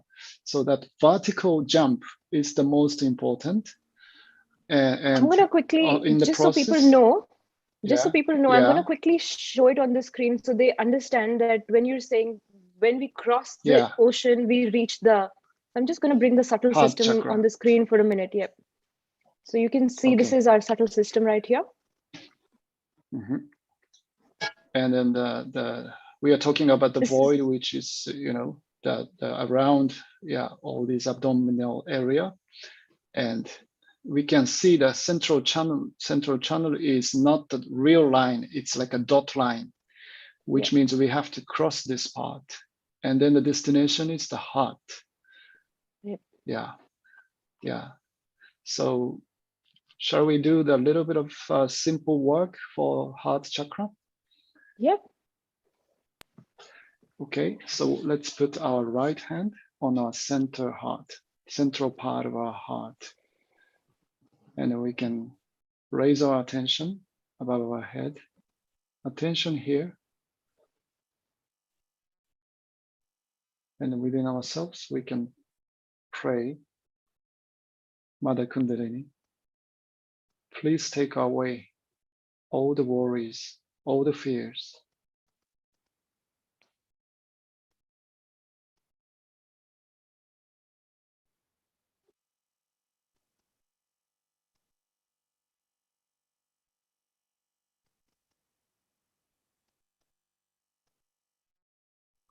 Mother Kundalini, verily, verily, you are the protection within me. You are the refuge within me. Please remove all the fear and worries, anxieties.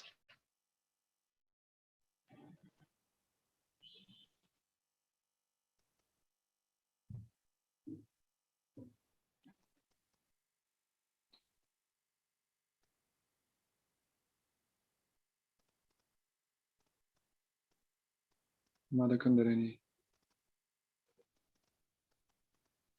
by your grace, I am completely fearless.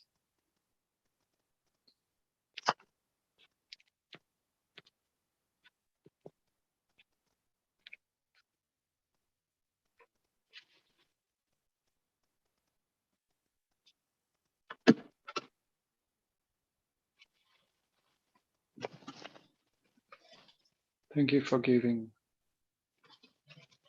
all the confidence, all the faith.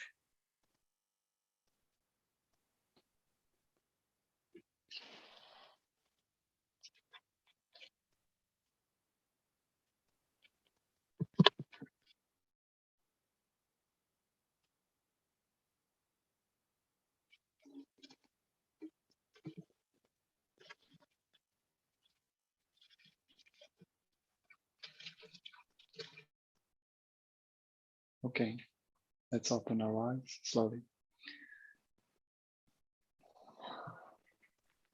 I'll have to probably come back to this every time I feel that way. This is really good, and I'm hopefully going to work on this. Like, I'm going to let the divine energy work on this, because if I try, I will never be able to do it myself. So thank you so much. That was really, really, really helpful. In every session, we're always learning. Like today, I learned this, even though I've been practicing Sahaj, that really when you do cross the ocean, you reach the heart. That's so profound. And the heart really needs protection. So thank you, all of you, for sharing that. There's another question. Can Sahaj Yoga meditation help to overcome forgetfulness?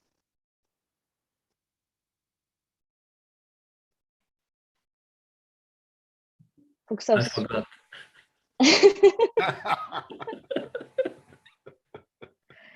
So I'm gonna leave Whatever this should question be forgotten. Whatever should be forgotten should be forgotten, I think. I think it's a blessing in a way. Important if you can't remember. No, but if it is if you can't remember. on a serious note, if people do struggle with it, I remember Shri Mataji said that your memory really sharpens after Sahaj, in a way that you only remember things that you're supposed to remember, not what you're trying to remember. So,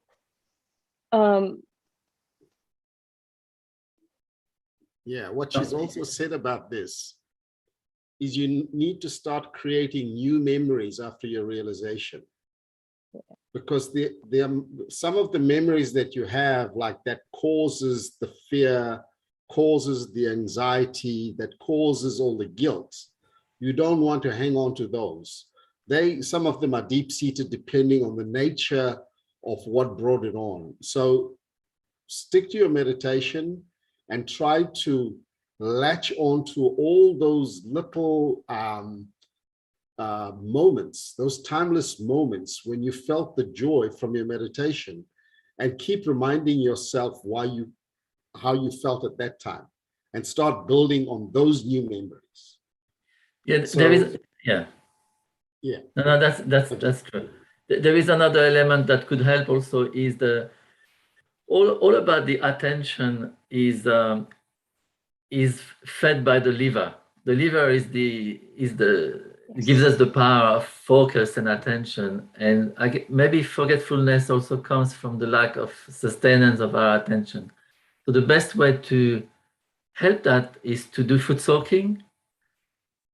Use this technique of the left hand on the liver and the right hand to the sky.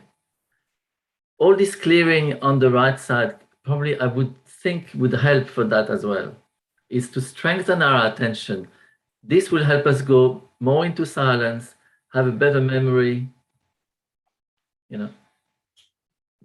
Because the thing with attention is it really, there's heaps that we have so much distraction in the world today. So our attention is so spoiled all the time. So with that awareness, when you're meditating, your attention really sits on the important things. You realize things which are not good for you, which are poisonous, which you don't need to put your attention on. You can easily identify. And that process, while it takes time, it initiates the day you get your realization, the day you start meditating. The fact that all of you are here joining these sessions every day because you do feel that you need it. So your attention really does, once it stays on the important things, I think it improves. I think give it time, but it will definitely improve, and the forgetfulness will go away. And as Uncle rightly said, build new memories, build new things that you want to remember. That give joy. That give joy. That give joy. Is the most important. Yeah. Absolutely. Yeah. We're just gonna. Yeah. Sorry. The other important thing to remember, Shri Mataji has said this. This meditation and your Kundalini connection to the all-pervading power is as vital as the electricity that you need to cook your food, watch television, and everything. We don't understand how the electricity is generated and how it is connected and how it gets to the house. But we know one thing, we know where the switch is. In the same way, Kundalini is awoken, connected us, the switch is the meditation. Meditate, meditate, meditate, And all the things we're talking about, the Kundalini will chip away at it, chip away at it, chip away at it, and give you what you eventually want. Desire must be strong.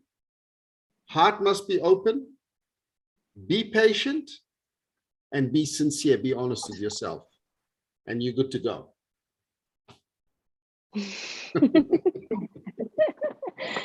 Yeah, these are the Swadishtanas. So your thumbs represent, there's a reason why he's put it up, because the seat of your attention lies right on this chakra. So Yeah. it will work out. Yes. Right. All right, we're going to take one last question. This has been such a happy panel today. So many questions have been answered personally for me, so I feel so satisfied.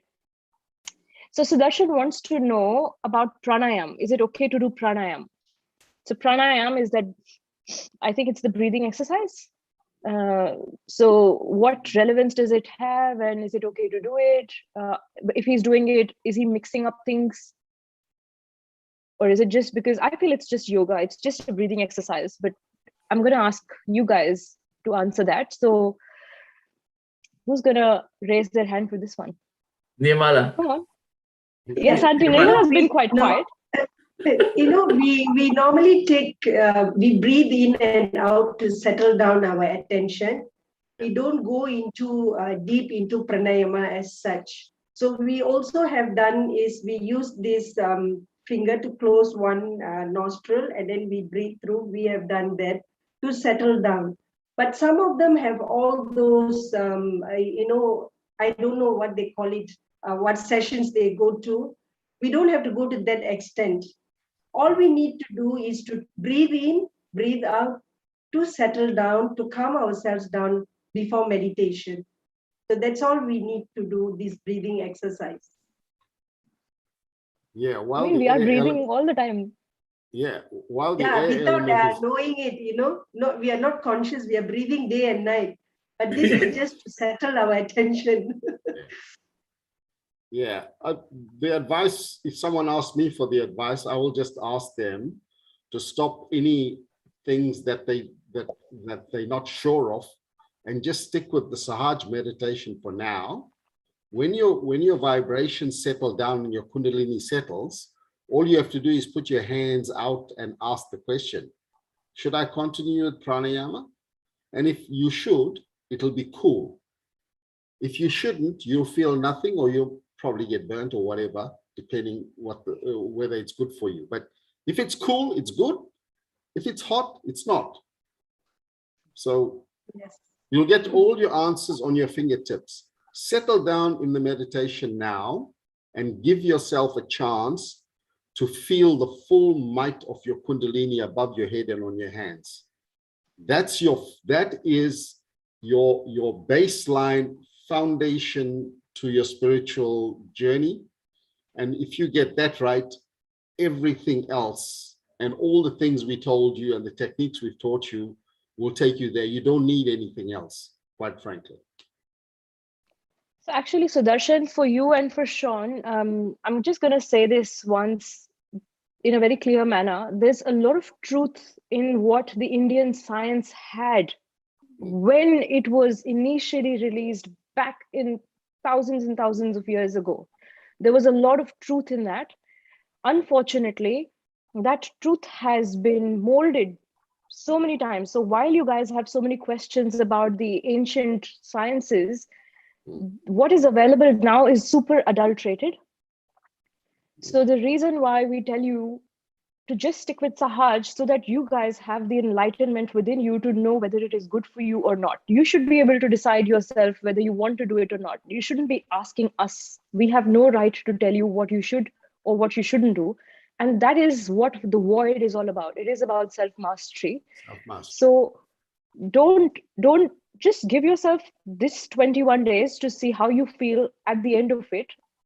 And just don't ask those questions. Don't let your mind go to all those different practices that you've heard of. You will ultimately land on them in a pure manner once you yourself are enlightened. You'll know how much to do and what to do and to what extent to do. Like Auntie Nirmala rightly said, There is nothing wrong in pranayama because we are breathing in, breathing out day and night. We use it only to settle our attention so that if we've run, for example, if we've been running around and we want to sit for meditation, we just want to let ourselves be a bit, okay, let's breathe in a couple of times so we can feel a little balanced.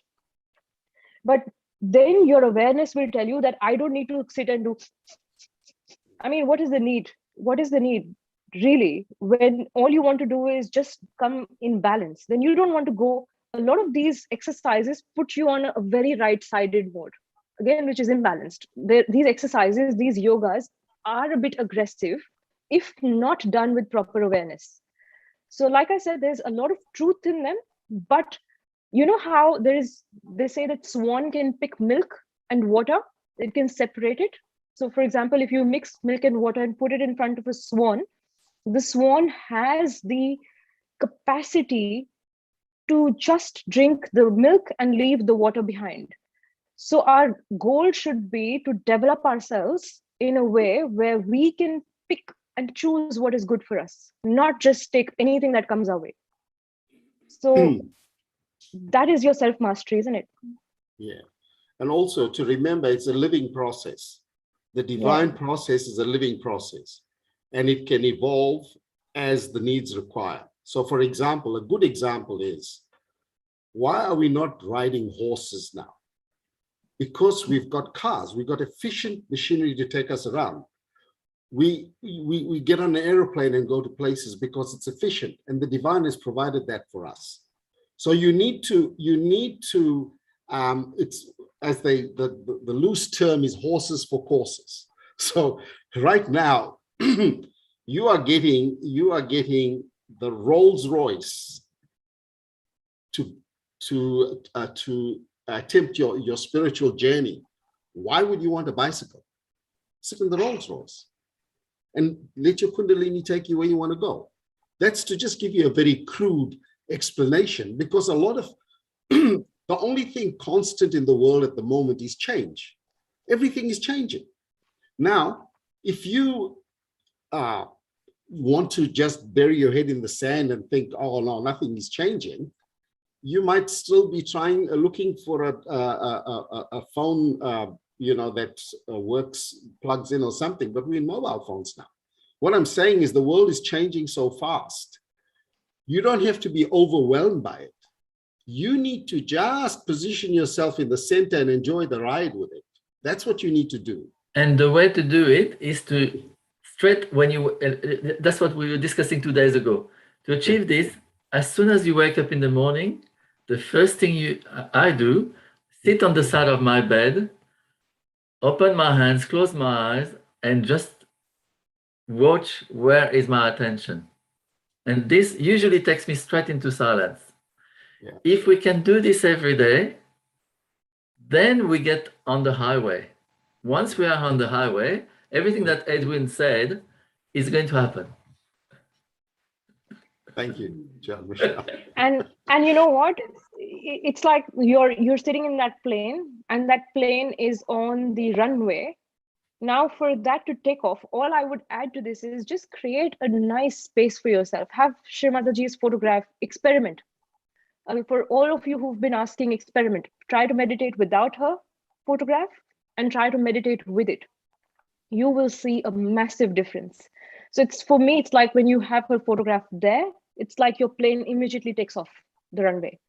Otherwise, it can just keep moving around slowly. It'll take time.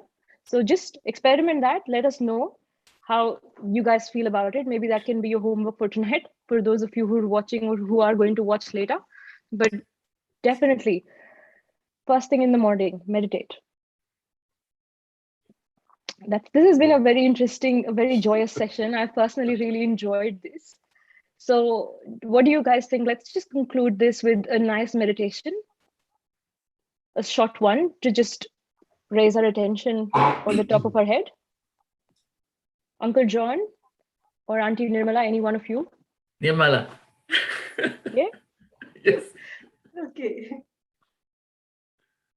So now let us bring our attention to Sahasrara.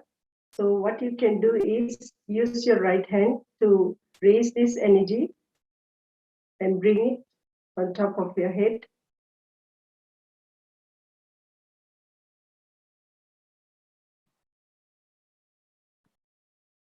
And see that it settles down there.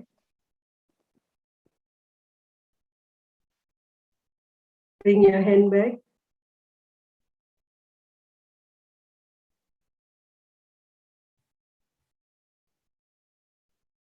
Mother Kundalini,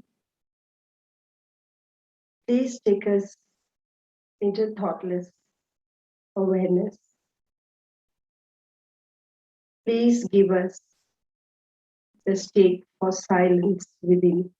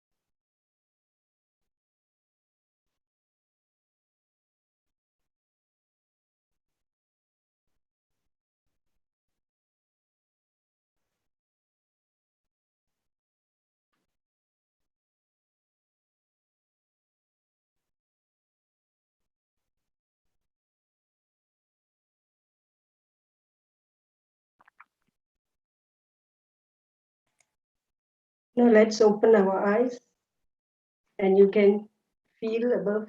It was so effortless, right? I mean, compared to just now, it was very effortless towards the end. As you know, we were all connected and our attention is here. And it was so easy to get into meditative state. I hope all can feel. Auntie, can we raise our Kundalini and put ourselves in a bandhan together? Yes, we can all do it together. So let's raise our Mother Kundalini. Twirl and give it a knot. I think everybody has been doing it, and I think all will do. Yeah.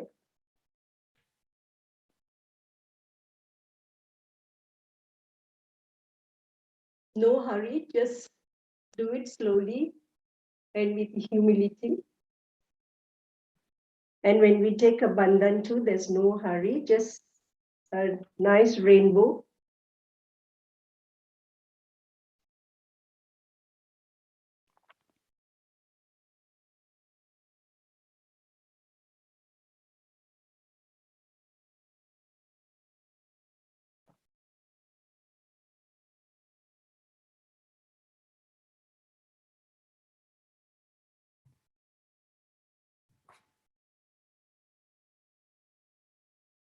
And we say thanks to the power of love.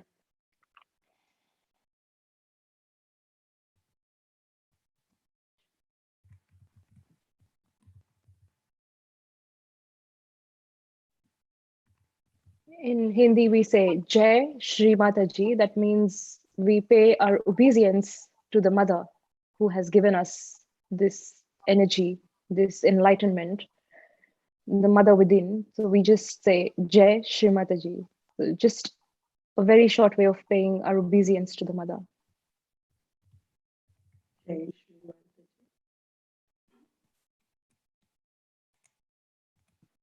So thank you all. It was a lovely, very, very joyous session. A fantastic way to finish the session today, and lovely to be here in Australia because we don't have to do anything after this. We can just go to bed straight after. Lockdown. So... New South Wales is always on lockdown, is it, John Michelle? Lockdown. Well, but for yeah. Thank goodness you don't have to hide under the bed.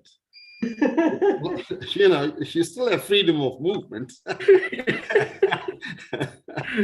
Just enjoy the free space. No, that was a very nice program. Thank you so much. Thank you so much for every one of you who have your day ahead. We wish you all the best for your day. Happy meditating, continue meditating, keep in touch. We're available for you on WhatsApp. Any questions you might have, just leave them there. Pardon us if we weren't able to answer all of them. A very, very sincere thank you to all our panelists here and to Tom for amazing music, and to all the lovely participants who've been joining every day, encouraging us to do this more and put more heart into it. So thank you so much. And most importantly, thank you to our mother, Shri Mataji, who has given us this divine knowledge and who has given us all this joy in our heart that we can share it with you. So we look forward to seeing you tomorrow, same time, and happy meditating. Thank you. Bye-bye. Good night, everybody. Good night, everyone. Good night. Night. Good night. Thank you so much to the Cosmos and all you guys. Very nice.